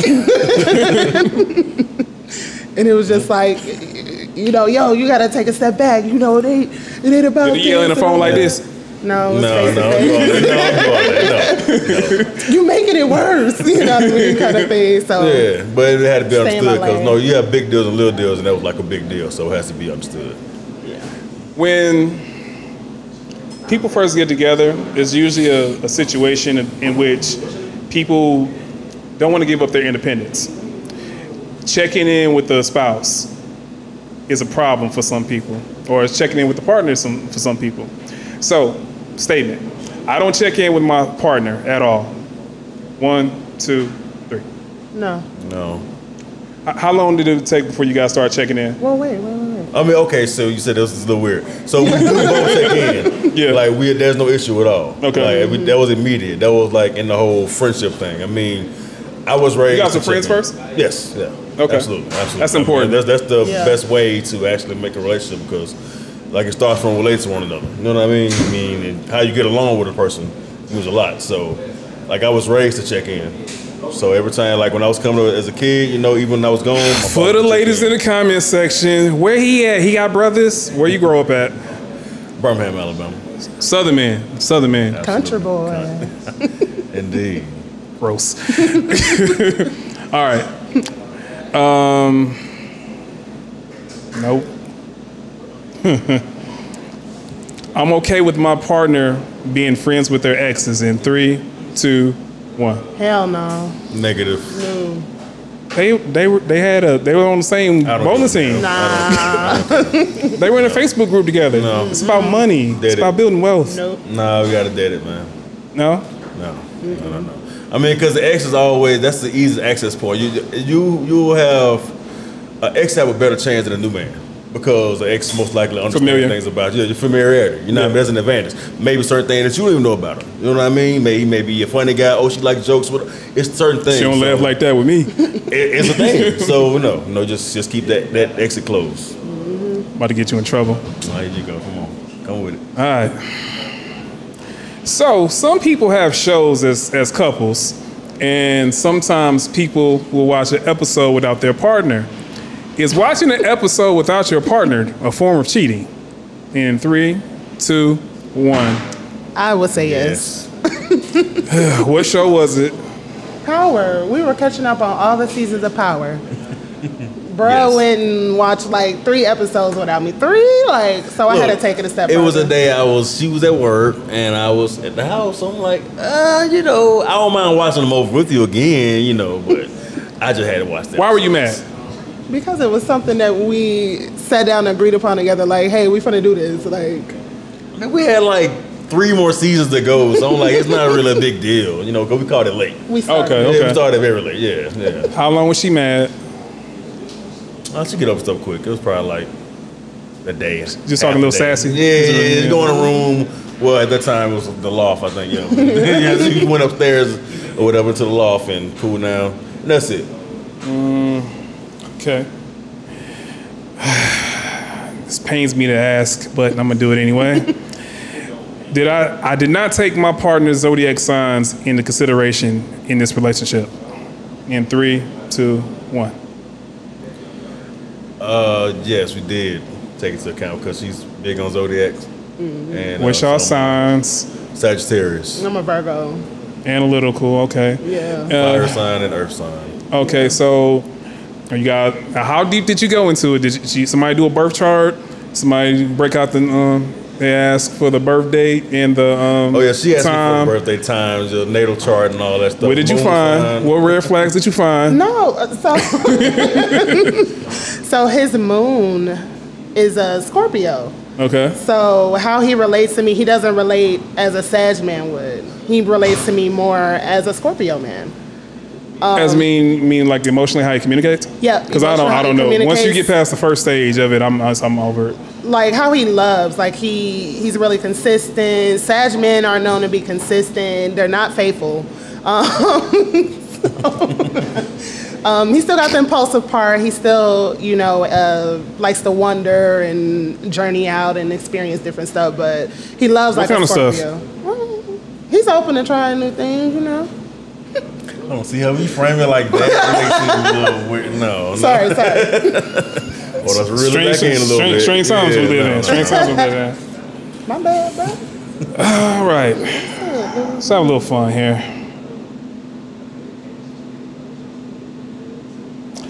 I can be satisfied with one person in 3, 2, 1. Yeah. Yes. Never had any consideration of a unicorn, opening up, exploring. We've talked about it. For whose birthday? She brought it up, yeah. It was for her birthday? No. Not even that. Just what was the thought? It was more like an open relationship. Like I brought up the idea. You want a sister wife? No, I would want a boyfriend. Oh. Yeah. Please give me that sales pitch. Because I know him. It's basically all the things your man won't do kind of thing. All right. What was on that list? What? Of things that she wanted another dude to do. Probably. Look, I'm not gonna lie. I'm not like a super romantic rose petals on the floor type guy. Oh, she could have just got a work husband. Yeah. So exactly. But Oh, word. Little lunch date here and there. Yeah, but that's just not me. Larry could have took care of that. So how did you shut it down? Did you? Oh yeah, it was just something to play with. It wasn't nothing like serious. Like, no, we're not doing that. That giggle. Obviously not. No. No, of course not. Okay. And what year of the relationship was this? This is years in, like A couple of 4 years. years. It was like 4 years in. It was a That's when you know you've been together a long time. You're like, no, I don't even remember. Yeah, we at that point. It was like 5 fights ago. For sure. All right. Some people say this. We're not real friends until we had at least one argument. True. True? Yeah. Yeah, you gotta have an argument now. Dang, bro. Sorry. Yeah, you gotta have an argument. You gotta get into it now. Because you gotta see how people like process that. Was that the baby mama? No, hold on. Let me see. Oh, no. Why you say yeah? Or no? I mean, because I don't argue with my friends like that. You know At one what I'm time? saying? I mean, I Y'all always know where y'all want to go to eat at? It's not an argument. You talking about between us or like friends as a whole? Everybody. It's everybody in general. Yeah, Simone and I don't argue. Yeah, not like, no, also have had an argument. No. In the whole Simone 15? and I have never had an argument. Well, you know what? But all the other ones that I have, we're no longer friends. You know what? That's true too. Cause I got a long time homeboy. I never had an argument with too. I mean, but that's just the one. I mean, why did you say yeah? Bump heads. Why'd you say yeah? Because I think, you gotta see how people process the anger. Like, what type of person are you? You like to break stuff? You like to hit? Like, I gotta know these things. It's just like serious different, size of somebody before you call yourself the friend. Sound like you like fighting. No, I don't. No, okay. I'm no. I haven't had to fight in a long time. That's not need to fight. You need to go to kickboxing. Yeah, I need to. That sounded like it came from a real place. What happened? Nothing. He's real, non-confrontational, just cool. Rob, like, he don't do too much, so. All right, let's get into some parenting talk. Oh. Okay. All right. My spouse and I will put our daughter on birth control in high school in 3, 2, 1. Yes. Have you guys talked about what type of birth control? What year to start it? Like as soon as I feel like when you get that boyfriend that you spend a whole lot of time with, eventually it's going to become something else. How you know when they get frisky? Bro, because we got to think about when you got frisky. Like, bro, just not when you start getting frisky. Look. Country boy, they say mannish. Right. You said frisky? You was hunching. You look like you was hunching. I I say, cause it was early for me. It's like you tore some jeans up. Yeah, it was on the early, and it's different now. So you look like a high and go get it type. I don't know. Like with social media, like you 14, 15. I was. No, not you. I'm saying, no, yeah. As far as putting a child on, I mean, it started a conversation like on what do they know about these things. I have that, especially my daughter. I'm like, okay, what do you know? But I'm not gonna be scared to talk to my child about sex because look at the world around us. You know, it's not a taboo thing. It's everywhere. Like people use sex for advertising, so you gotta talk to your child about it. Got me to my next question. Girls under 8 should not be taught how to twerk. In 3, no. I need to get the count. Under 8? What does the mom say? Under 8. Under 8? I don't know. Age, you say 8? 8. No, I don't think no. What's a good time to learn how to twerk? You want your daughter not to be able to dance? High school, man. Yeah, high school. Yeah. Even then. No, high school. The most. I think we found our conversation in the car ride back home. Damn, bro. What you want to? No, I agree. I mean, what? High school. So, baby girl ain't supposed to learn how to twerk? I mean, she obviously gonna start doing it because they see it already. What is she doing it wrong? I like having couples have a conversation. So, where's she learning? I don't know, but I know TikTok. She got it on TikTok. No, not TikTok. No. All right. Black History Month question. What's up? Growing up, my parents told me not to date outside my race. In 3, 2, 1. No. No. Yeah. Step parent did. Yeah.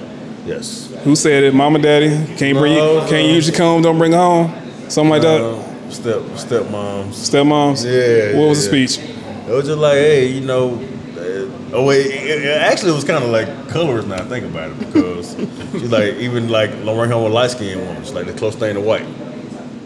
You know, it was I mean, was she dark skin? Was she dark? Was stepmom dark skin? Not very dark, but darker skin. Why she hate? I don't know. It's just like I think there's an old mentality or whatever. You know what I mean? Just like, oh, you can't trust them. At what age did she give you this speech? How old were you? I had to be at least elementary school. Yeah, elementary school. Yeah. Really? Mm-hmm. That early? Yeah. It's one of the things that it didn't really stick with me. I mean, because my person was always still a black woman. I had one white girlfriend. Well, did you know about this? Did C know about this? A white girlfriend? Yeah, for like 3 days. She bought me a big Texas, and that was it. Like I didn't know that. Yeah. Her eyebrows got a little high. She was, what? Yeah, it was very brief. Very brief. Yeah, like 3 days. Freshman year. All right. Okay. Yeah. 3 days. She think it was 3 days. Let's talk about. No trust.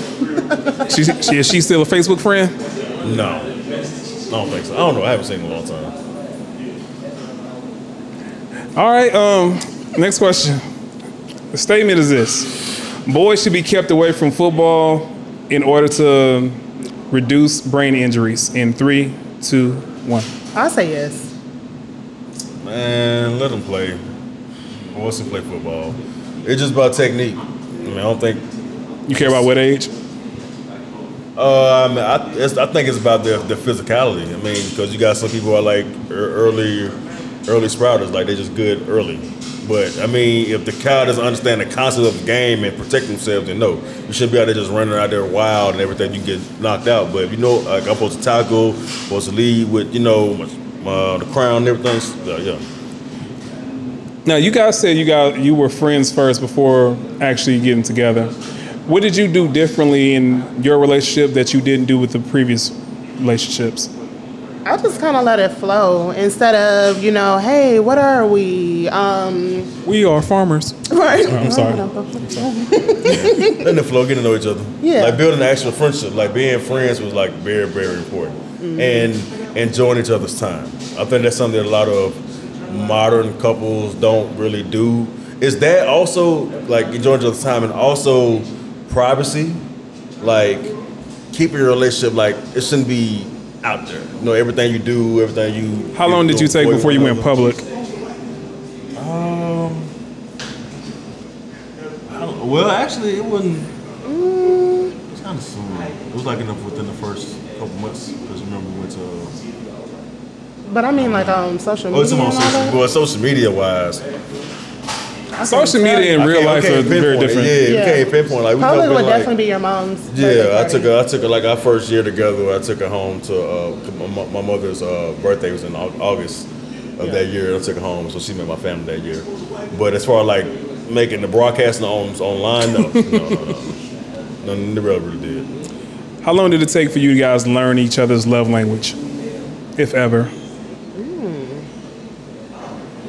It was just a matter of questions. Questions, yeah. Yeah, what's your love language? It wasn't nothing I'm trying to Did he even know his? It wasn't a thing for him. No, it wasn't that. Yeah, she introduced me to love language, what they were. So when you explored that conversation and you had to find that aspect of yourself, what did you come up with? Oh, like, okay, well, I know. I mean, I guess it was more introspective. Like, I know, I kind of learned myself a little bit more. Okay, this is what I like. I mean, I'm a quality time being with you. We don't necessarily have to be like doing something together, but we just being together. You know what I mean? You being in my vicinity, that's my thing. And I like acts of service, like, you know, and that's one of her love languages, you know, acts of service. That's my only love language. Yeah, pretty much. Like, you know, she come home. Oh, that's why you wanted friend dates? Nice. Yeah. Acts of service. See Larry in that phone. Which is not like, that's easy to provide, acts of service, as opposed to somebody who always wants gifts, like, oh, I want a Birkin bag or, you know, some red. I mean, the gifts don't always have to be over the top gifts, but I understand what you're saying. Right. Right. Some thoughtful be so nice. The amount of time that you guys have together now, with everything you see other single people struggle with, do you think you guys would have been able to maneuver and still find yourself in the same place? Nah. I think things have been a lot different. Yeah, nah. What would have made it harder for you guys? Just really, like, people's intentions. People are really good at hiding their true intentions. You know what I'm saying? So that people aren't just open how they used to be. Everybody's jaded or, you know, don't want to share. Yeah, like, you know, it's not everybody's scared to kind of be themselves. You know, we have these superficial conversations because if you look online, everybody's doing great. Everybody living their best life, quote unquote. But if you look at the statistics, it's not really the case. You know, you look at what the average person's making, the average family's making, and everything. Apparently, we can't be living this life if the numbers are saying different. So, yeah. And people are scared to have those conversations. Earl, I want to go back to something we talked about. People always talk about the work that takes place in a relationship. What is the work? Let's start with the lady first. The work is really just being patient. It takes a lot. I have a very short patience, so I've definitely learned how to be more patient with Rob. What made you that way? Just because he's very patient with me. You know what I'm saying? Like, yeah. You worked her down. Right. Yeah. I mean, and the thing is, like, also too, you got to go into it realizing that the person who you with, I mean, you can fall in love with their potential and everything, what you want them to be, the vision of them, but you also have to be content with who they already are. And there's a possibility this person may never change. Mm-hmm. Like, my grandfather and my grandmother were together like for 50 years, but he was the same man. She was like, Trey, that's been Jericho since the day I met him. So you got to be honest with yourself. Jericho, that's my grandfather's name. Jericho? Yeah. Country. Yeah. He did stuff? Or he had a big cigar on you? No, he wasn't like that. But sound like you. I'm sorry. All right. What? Did you guys do dating sites before you got together? Dates? Dating sites. Those sites. Nah. No. When you think about dating sites, do you guys think about that or hear about it from singles? Mm-hmm. Do you guys have a lot of single friends or no? No. Everybody got an old lady. Committed, yeah. Yeah, try to have people who are like-minded or like similar situations, because when you're married, or you don't want to have whole friends. It's weird because like single people gonna want to do what single people do. Like, I can't be cramping the style because I'm the only married guy who want to go to the strip club. Like, I just shouldn't be there unless I'm with my wife, and that's good because she's open to that. You know, which is when show stripper type. Oh, like tall, voluptuous, big booty. Boom, you know, Amazon. Yeah. Sound like you could have an interesting birthday coming up. Perhaps. It ain't your eyebrows give away a lot. Sorry, my eyebrows are always like that. You tell on you. I'm glad you're not in politics. Now, when you talk about people that are single and when you hear people have their struggles about dating these days. What's the number one things that you find as a root cause? People are fugazi. Like nobody keeps it real. Nobody's consistent. Yeah. And the things that people want, like we're not being real about. Okay, if you just want somebody to spend money on you and everything, you want a sponsor. You don't really want a relationship. You want somebody who's a sponsor. You don't want an actual man or a woman. You want someone to provide for you. Or if you a guy who just wants sex, bro, just go buy it. Just go buy it. Just like Miss Girls, they are very attractive, high play escorts. Just go buy it. You don't have to play a girl like, oh, I want you and everything. Don't get some ass in them. I'm out. You know what I mean? Just be honest. Even though women say just be real about it, you can, but you're gonna dead it in the beginning because a lot of times they're not with that. They just want to see what your intentions are. If you tell the truth the right way, you can get.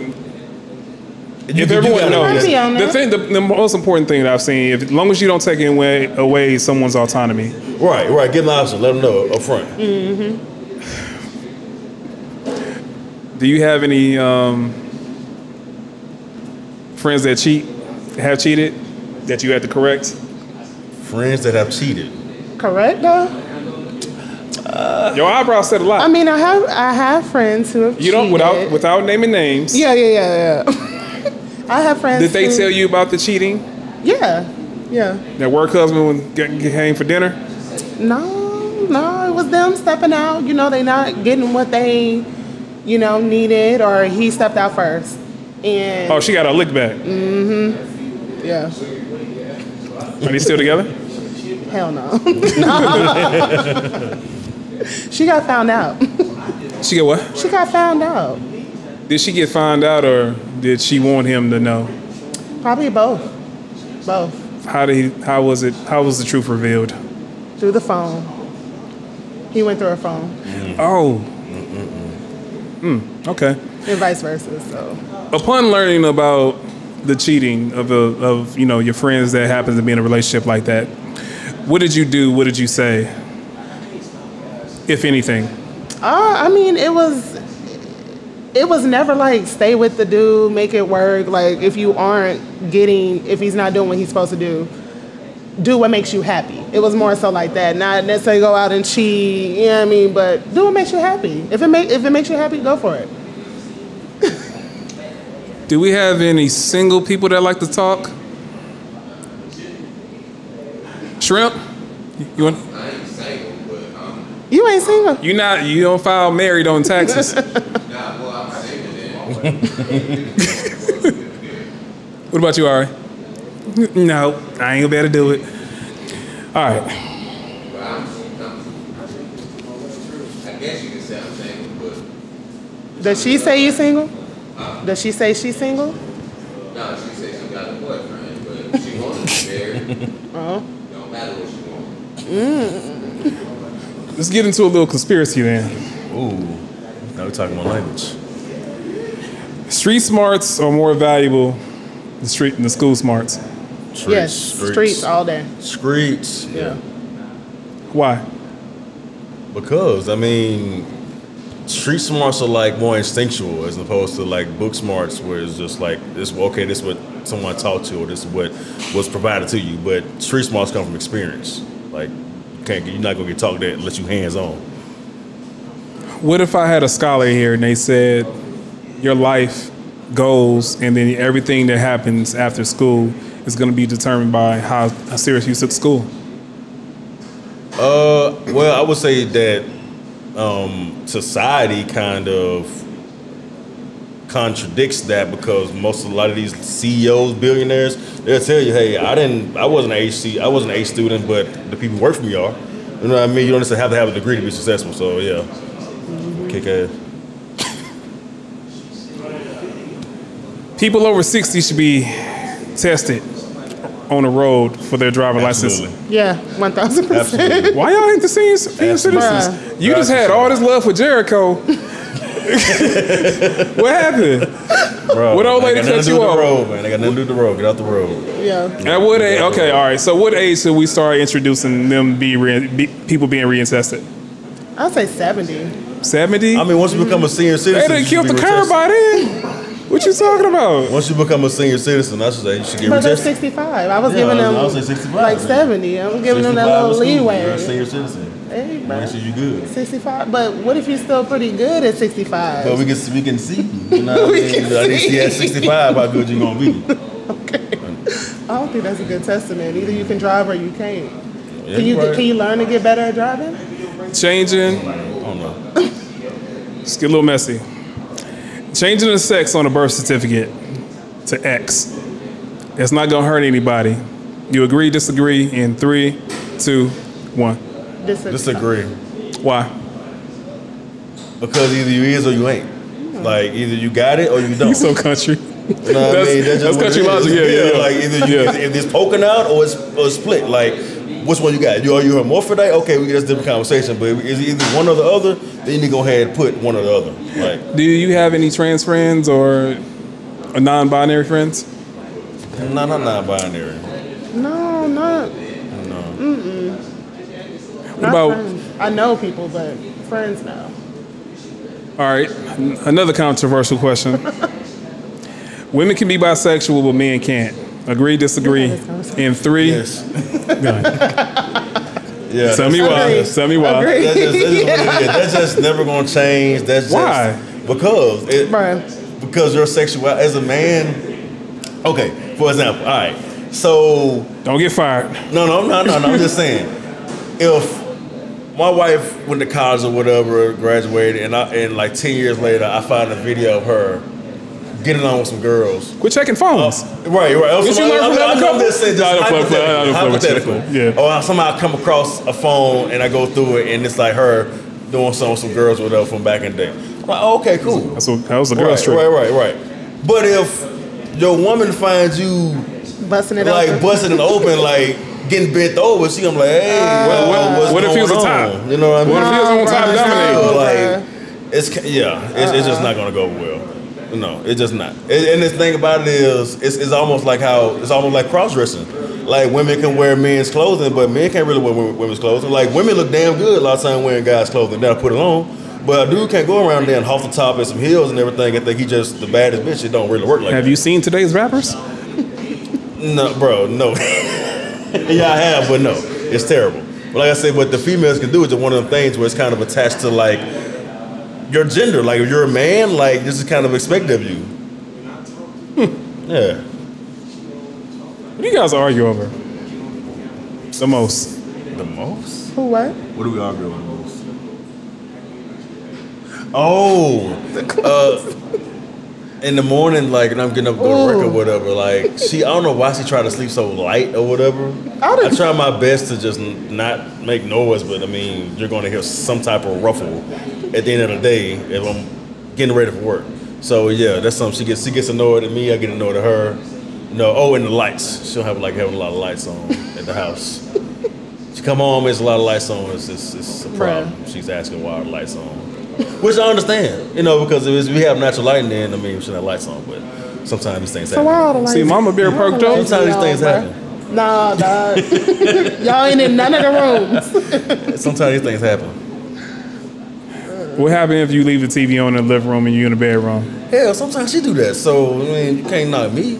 But see, the thing about me, I don't knock her as hard for the things that she knocks me for. And I'll be like, okay, it's all right, baby. Like, it's another dope standard. It is, but that's it's how it goes supposed to go. You know what I mean? I'm not going to be barking on her because I don't hear myself bitching complain. So, all right, that's cool. We'll just get through it. Have you ever had to check a friend for doing too much hoish behavior? Nah. That's because all your people married, huh? Right, pretty much, yeah. Was that a conscious decision or was that kind of something that just happened naturally? It was a flow. Yeah, it happened naturally, yeah. We just, most people we just met just always had significant others pretty much, just some people we can always sit down, play cards with and everything, have those conversations, yeah. We never really had it never been like third wheel motion type thing, All right, I want to shake the room up a little bit. Where Shrimp go? Can I get Shrimp on the stage? Can one of you guys step down? It don't matter. We'll have a little fun. Y'all don't want to go? Oh, you been drinking? Yeah, and this. Oh, I got you in your prime form then. Danny, come on back up here. Daddy? Oh, I'm with bro. I fuck with them two dudes too. Well, I smell it. I was smelling some reefer. Shrimp. Danny. Your name's Daddy? Danny. What? Danny. Like Daniel, Danny. But my name ain't Daniel though. But Danny. So what's your How much did you drink? Danny. No, this is there. You smelling the beer, but I drank some Jack on the way. Shit. And it was wasting it. And I got it. All right. You say your name what again, bro? Shrimp. Shrimp. Okay. Yeah. Nice Where to did the meet you. name Iceberg Shrimp come from? All right. So when I moved to Savannah and I was in school, motherfucker told me I looked like the shrimp off of Shark Tales.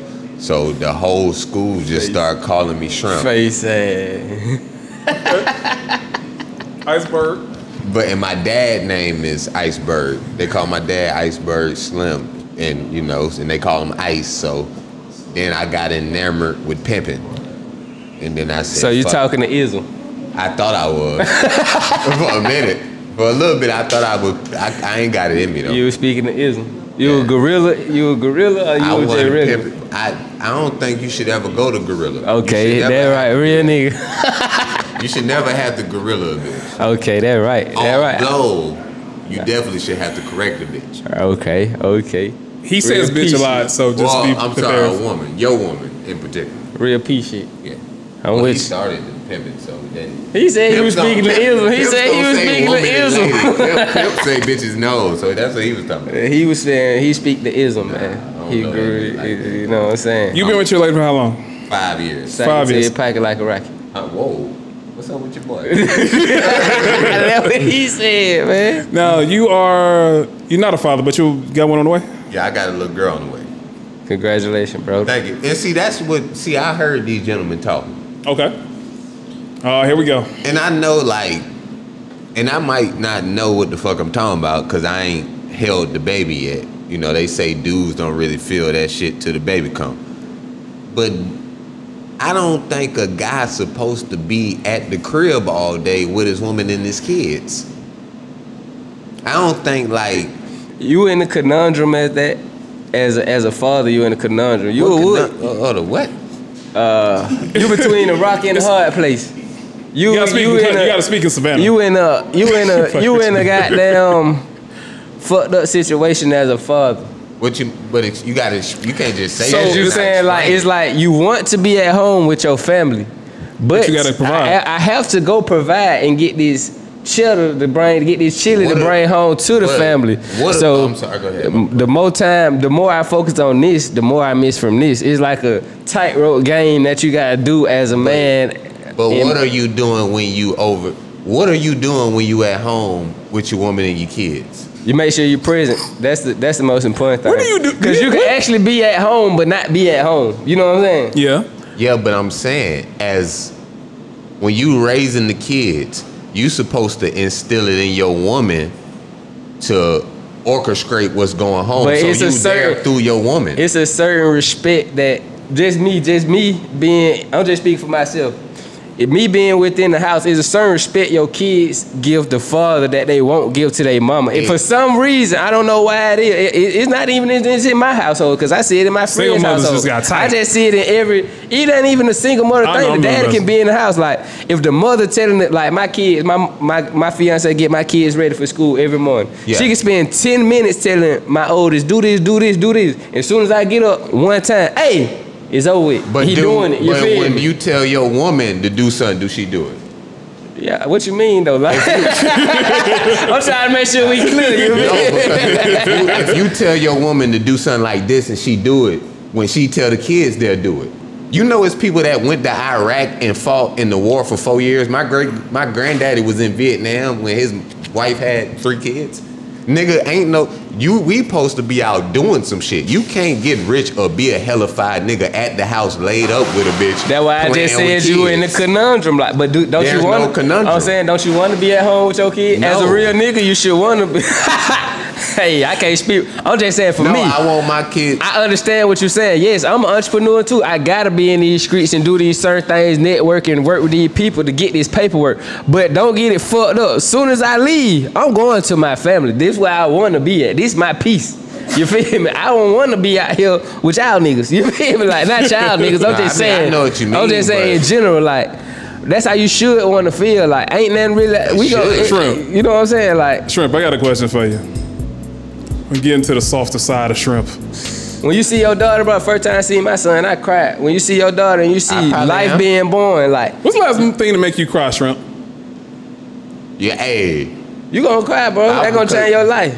It will change, but I don't. You gonna have a whole different outlet on this shit that you saying right now. But I can't because hold up. Last time I cried, and I'm gonna get. I don't know when the last time I cried, dog. I wrote a letter to my grandma. Oh. But even this is what it is. Me as where I'm at right now, how I look at the women in my family, my mama, my grandma. That's from my perspective, and I'm like, I love this lady. She the greatest woman ever. Then my granddaddy, that's his woman, is like, this bitch get on my nerves. You get what I'm saying? Yeah. So all that, right now in my life, and I look at fatherhood, how my dad treated me like a nigga, his partner.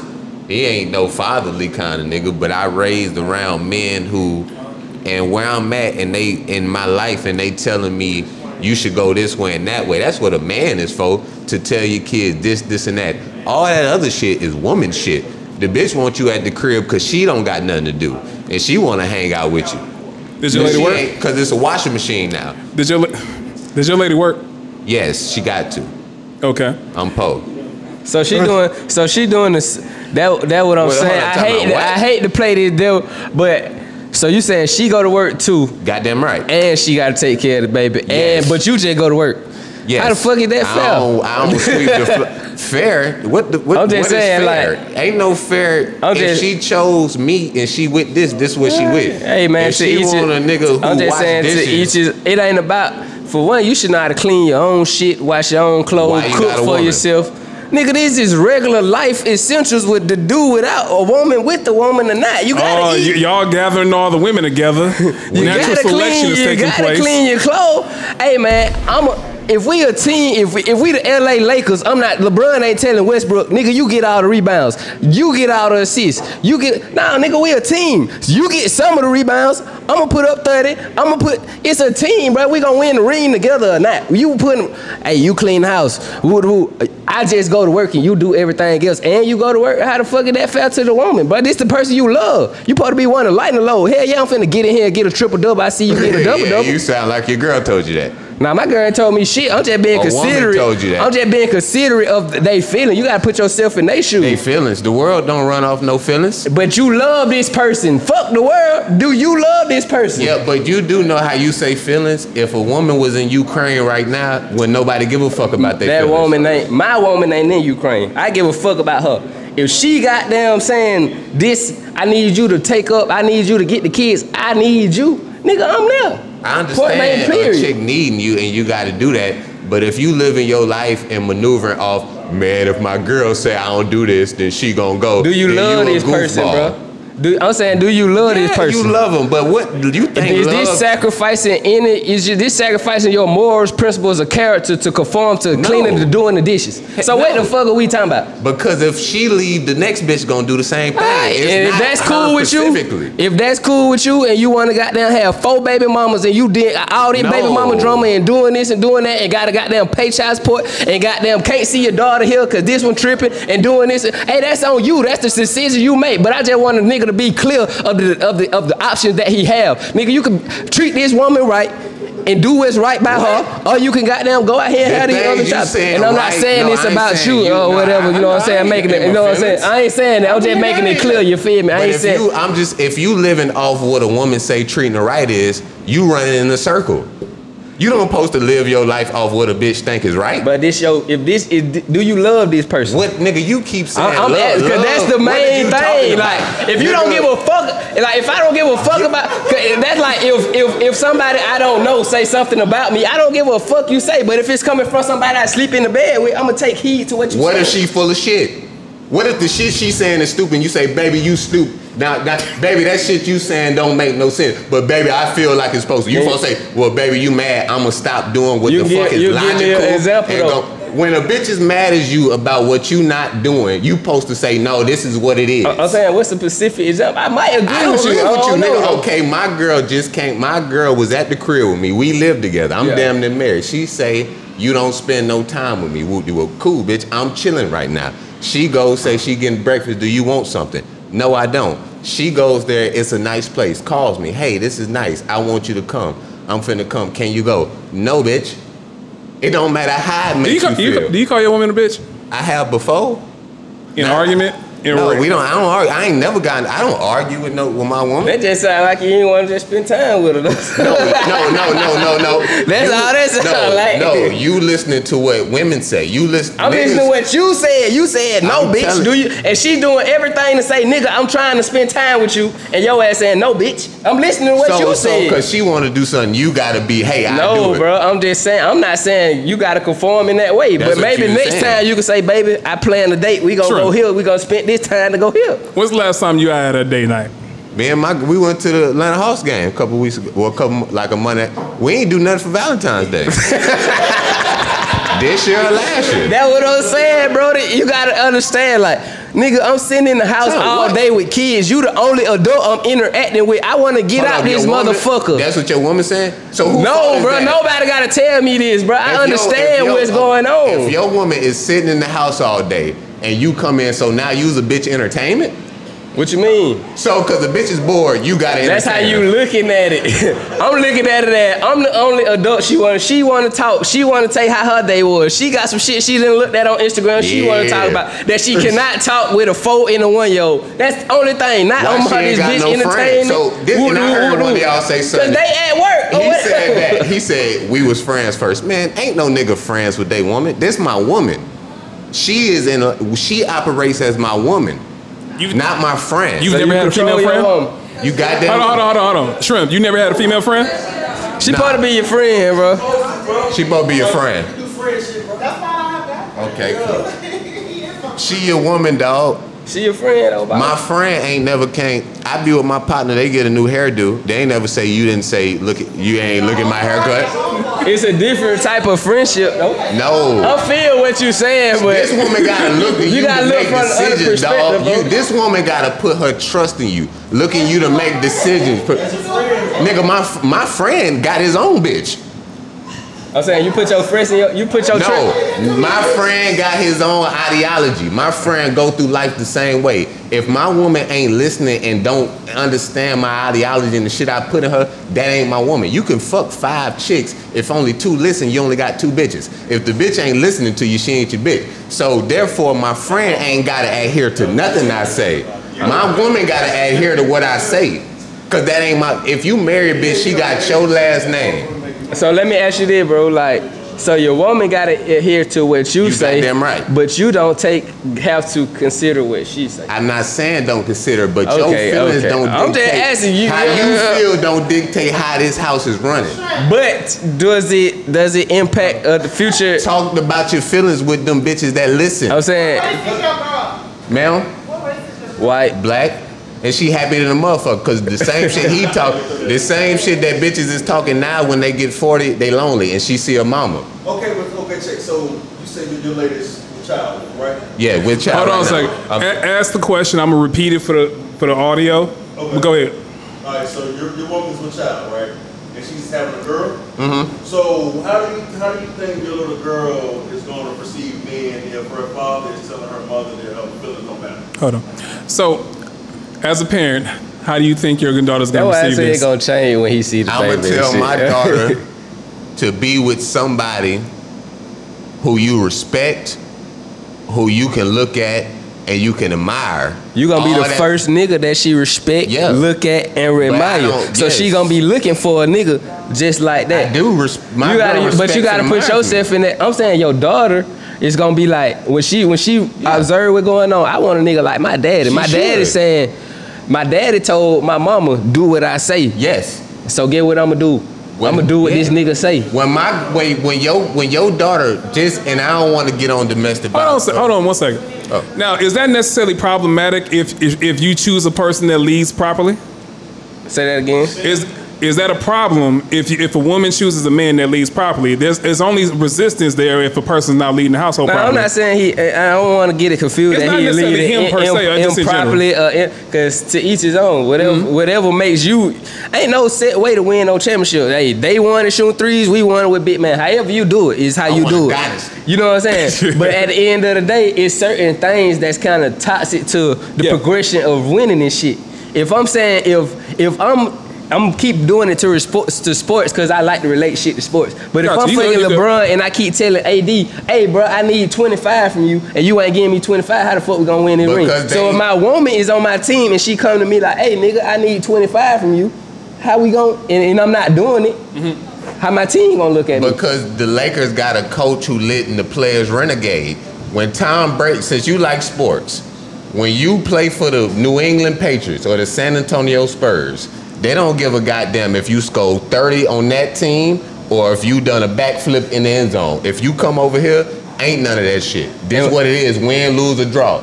So when you get a woman, bitch, this what it is. I agree with you, but guess what? It's the players on them teams like that. It was Tim Duncan on the my dad a Spurs fan. It was Tim Duncan and David Robinson, the motherfucking players running this shit that was winning them championships. It was Tom Brady making these other bums out here. Now Bill Belichick ass ain't in the playoffs. So you run that bullshit game on these bullshit players who ain't gonna get you nowhere. Nigga, it take a star player to win this shit. So you can't do this. Your bullshit game plan ain't gonna work without me. And not saying that she the star, but I'm saying. Yeah, you saying like bitches is stars. I'm just saying, bro, when she had that baby in front of you, you'll see where I'm coming from. That's life. Life When she had that baby in front of you, I'm not saying she greater. I'm just saying, bro, when she had that baby in front of you, and you understand what's really going on, you'll really take her in more consideration. Like, damn, you right, but I can't take a chick that ain't listening. And if we in if right now in Ukraine, if a motherfucker got an AK-47 as the man and he tell this bitch move and she don't, that's on her. So if I ain't shit, a chick that shit shouldn't be with me. I'ma tell my daughter, if that motherfucker ain't shit, you ain't got no business being with him.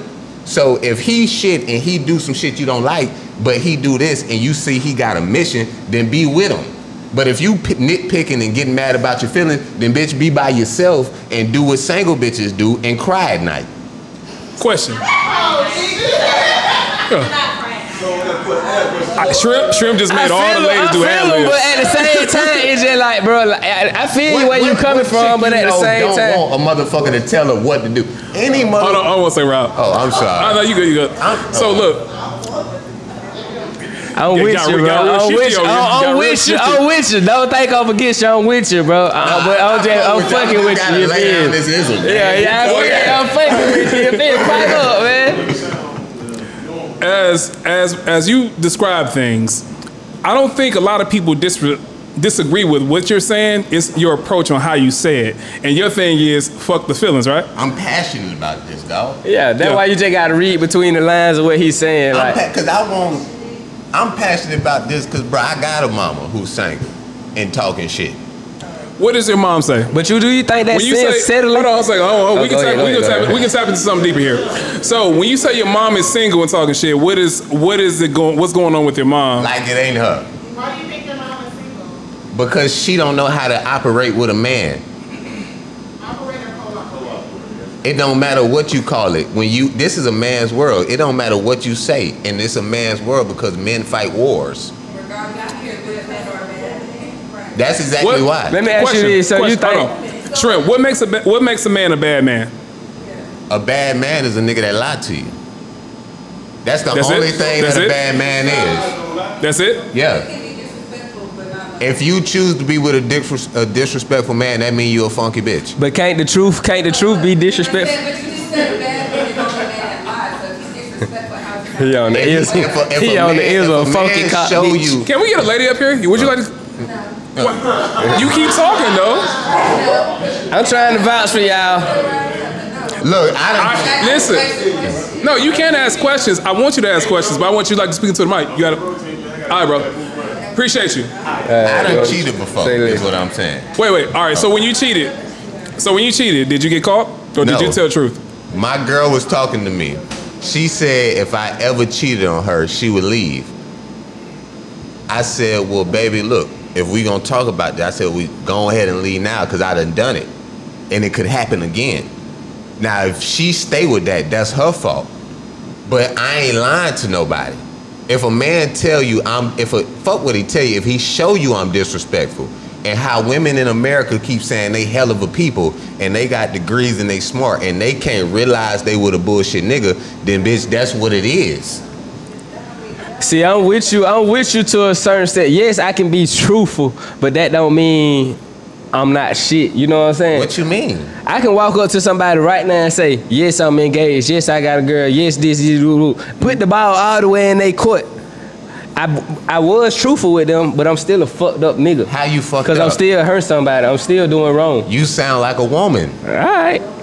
All right, question, Shrimp. For a nigga to be accountable is being a woman. No. How is it being accountable now a bitch trait? Like you trying to say you sound like a woman. Nigga, I'm being accountable for what I did. How I'm making somebody fool. That's accountability, nigga. I did. I'm taking credit for what I did. That's what's wrong with a nigga. They don't want to goddamn say, but I did that. I'm wrong, baby. Nigga wrong? Too hard. Cause nigga, that's wrong. Nigga, like wrong is wrong, right is right. Cause why the hell you ain't goddamn do it in this bitch face? Why you ain't tell her before you finna do it? If you so goddamn told, bitch, I'm finna go fuck a bitch right now. What you gonna do? No, straight you said you met one. No, I'm saying if this what a nigga living on, if you then being so real, bitch, I'm finna right now. Keisha called me. I'm leaving you right now. I'm finna go fuck Keisha. Now you on it. I'm just saying if that's what a nigga really on, if that's what a nigga really on, we finna go. If we really on that, that's how we rock. I ain't with all that fake shit. If this how we rocking, but now if that's how we really rocking, that's P. Now the ball in your court. If you still right here when I get back, then you fuck with me. Hold on, Daddy. All right, so question: what made you cheat? Because I like bitches. All right, why didn't you leave? No, actually this. Why didn't you leave? Why didn't she leave? Why didn't you leave? Because I love my woman. Well, not love, because my woman in my life. Choose your word carefully. Yeah, my woman is in my. It's on camera.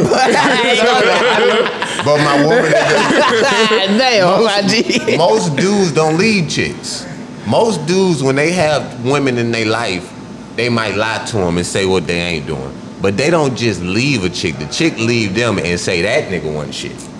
So I ain't leaving my girl because she do what I need her to do. But what I do is what I do. And I ain't no motherfucking horn dog. You know what I'm saying? I ain't just fucking bitches just because I got a dick. If I got a chick that believe in me right here, how long ago was this? I ain't had no other bitch in 2 years, unfortunately. Unfortunately. I ain't nobody like me. Yeah, you know, but if how long you and your old lady been together? 5 years, she'll tell you, I don't know, 5 years. 5 years. I reckon. But all I'm saying, if she like me, my woman, and she respect me and can get with what I'm saying. Then it don't matter what the fuck we talking about. Focus on what I got in my life. And then another woman come around and she like me. And I say, I got a woman. She said, I don't give a fuck about none of that. And then we talk. And she also can adhere to this pimping. And she's engaged to this. And she's cool. It ain't the dick. She like shrimp. Then why can't I have 2 bitches? So you want sister wives? They ain't gotta be you friends. You can't have, I'm with you. I'm saying you can have 2 bitches. Women. But you can have 2 women. However you want to. You said bitches. I was saying what you said. You can have 2 women. But you just said, I just put the ball in her court. But you really put the ball in one person's court. You ain't told this person.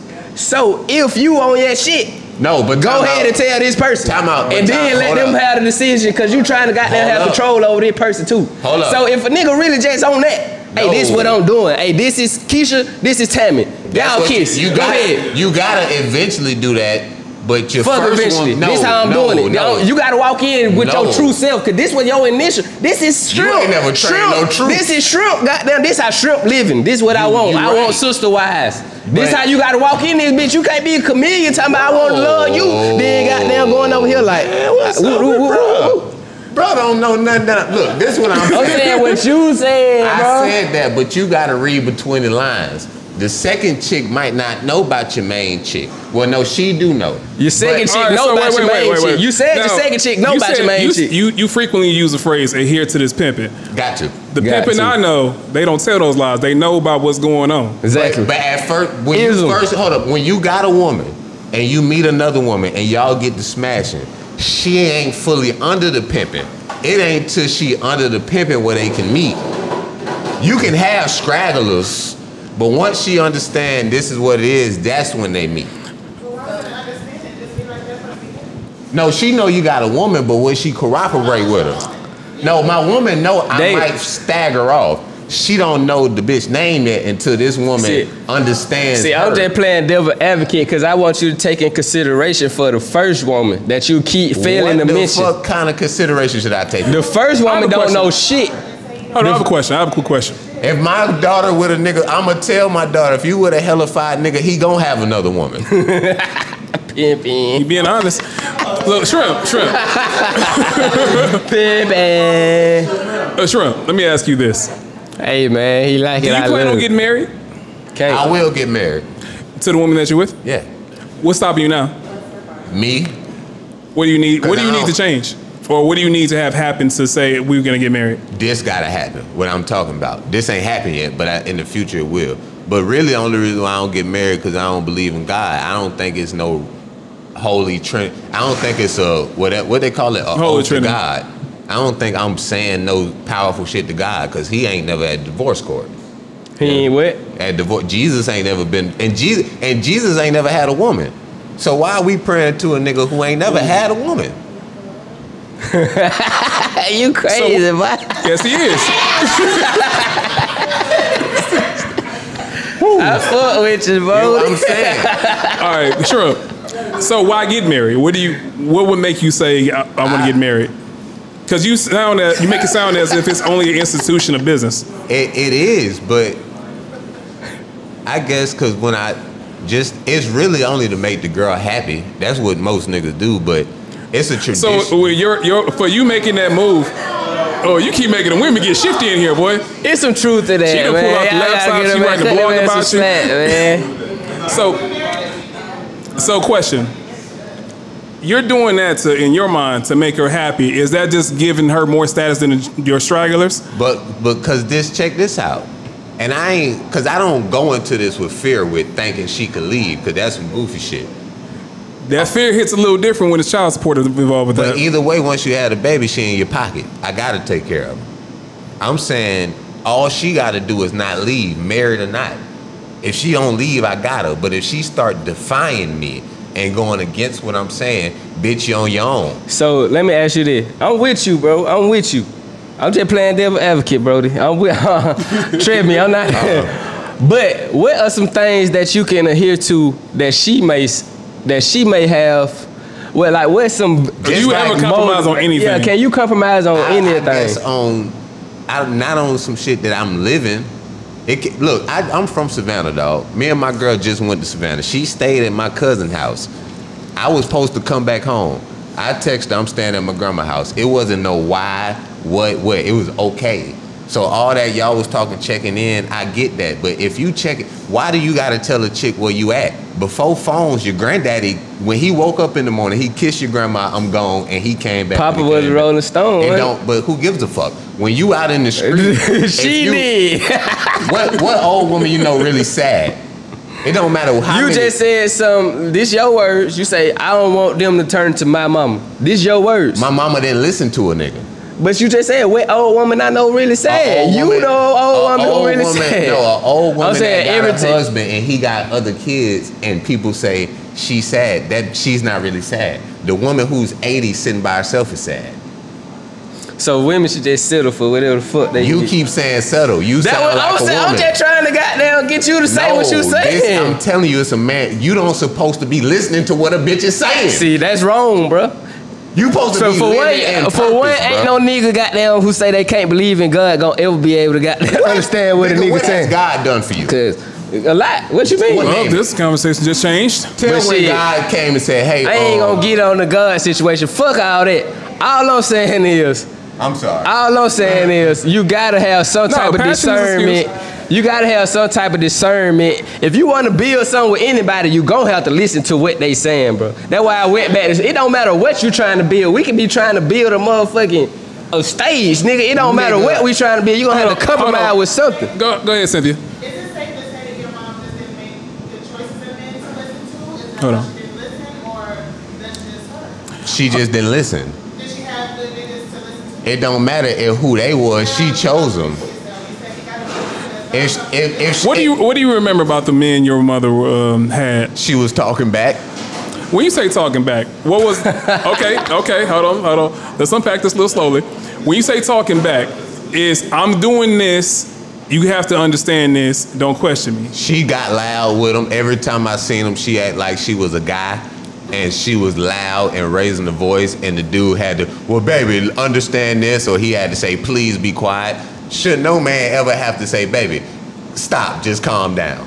You supposed to give your girl a look like, and do you remember the argument? Was it something financial? Was it responsibility? It wouldn't matter. Whenever my mama done been talking to a dude, and she called, my mama called the dude phone 4 times in a row. If you call the dude and he don't answer, don't keep calling him. So do you like strong, like not strong like this, but I mean like strong personality, like, so you don't like that shit? Like what? No, like just a strong personality woman gonna like opinionated, like got something to say. When's the last like, time your woman disagreed with you?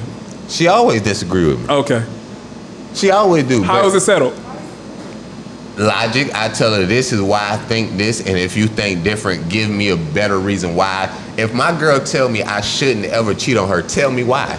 Tell me why I should not have another. All right, so look, hold on, I got you. So when given that opportunity to hear her speak, has she ever given you a reason to say, okay, my first mind, my first instinct, my first choice, I can reconsider what I'm doing? You mean like she could leave? No. You gave her opportunity to speak her mind. She spoke, and you never said, okay, I'm looking at my ways flawed, like I have flawed thinking in any situation. She's never given you something you're like, well, I might have to reconsider what I'm doing. Probably on just trivial shit like bullshit, like being empathetic, like. You sound like a bitch. That what a woman told you? What you just told me? Like all right. On not being brash to her, but she get the message. Okay. All right, we gotta wrap up soon. Okay, goddamn. I know it's getting good. It's good. I'm just trying to. We can end on one question. Does anyone have a question? I'm pretty sure it's going to be directed at him. She got a question. A statement. The women are too stunned to speak.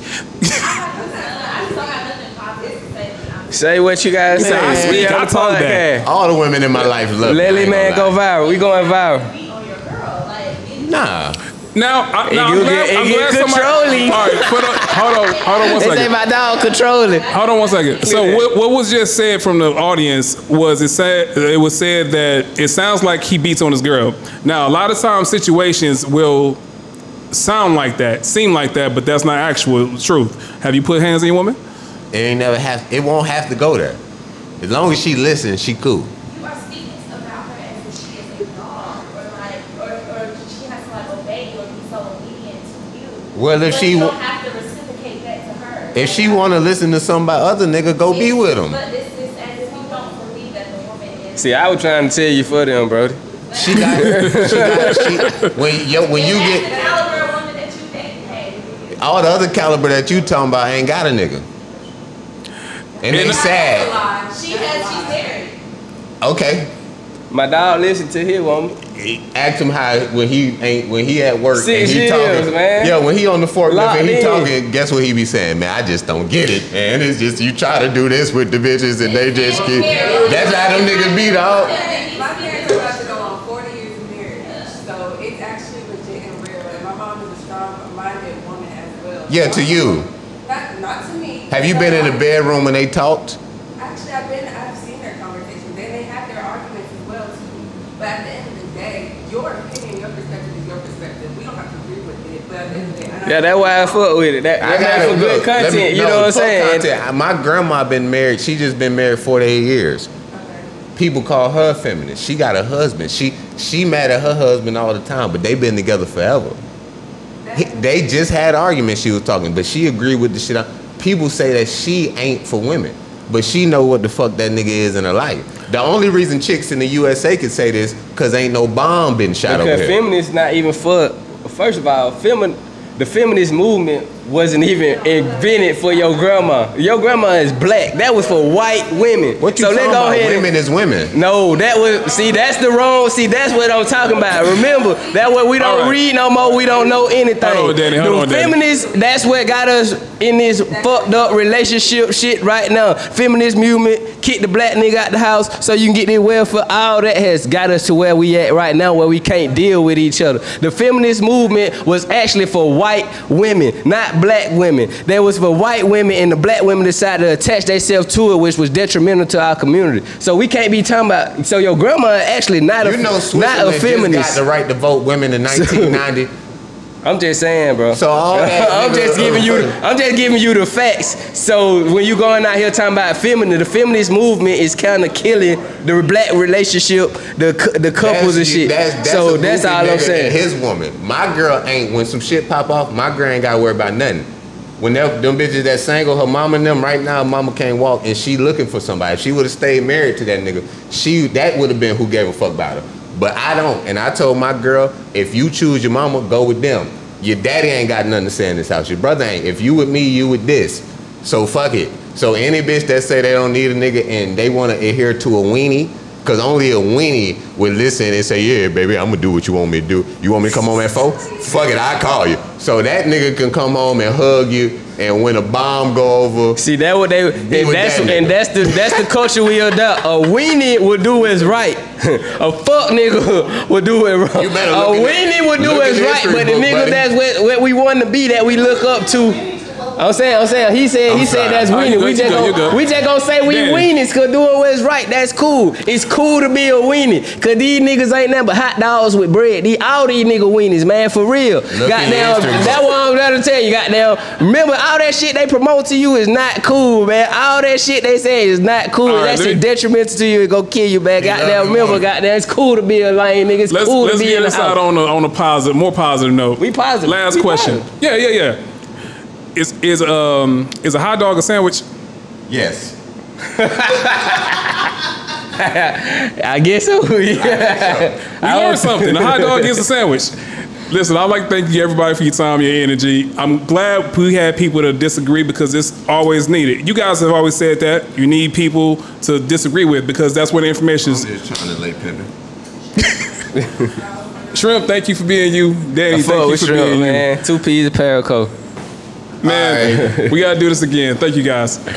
I do this for a reason because I'm good at it.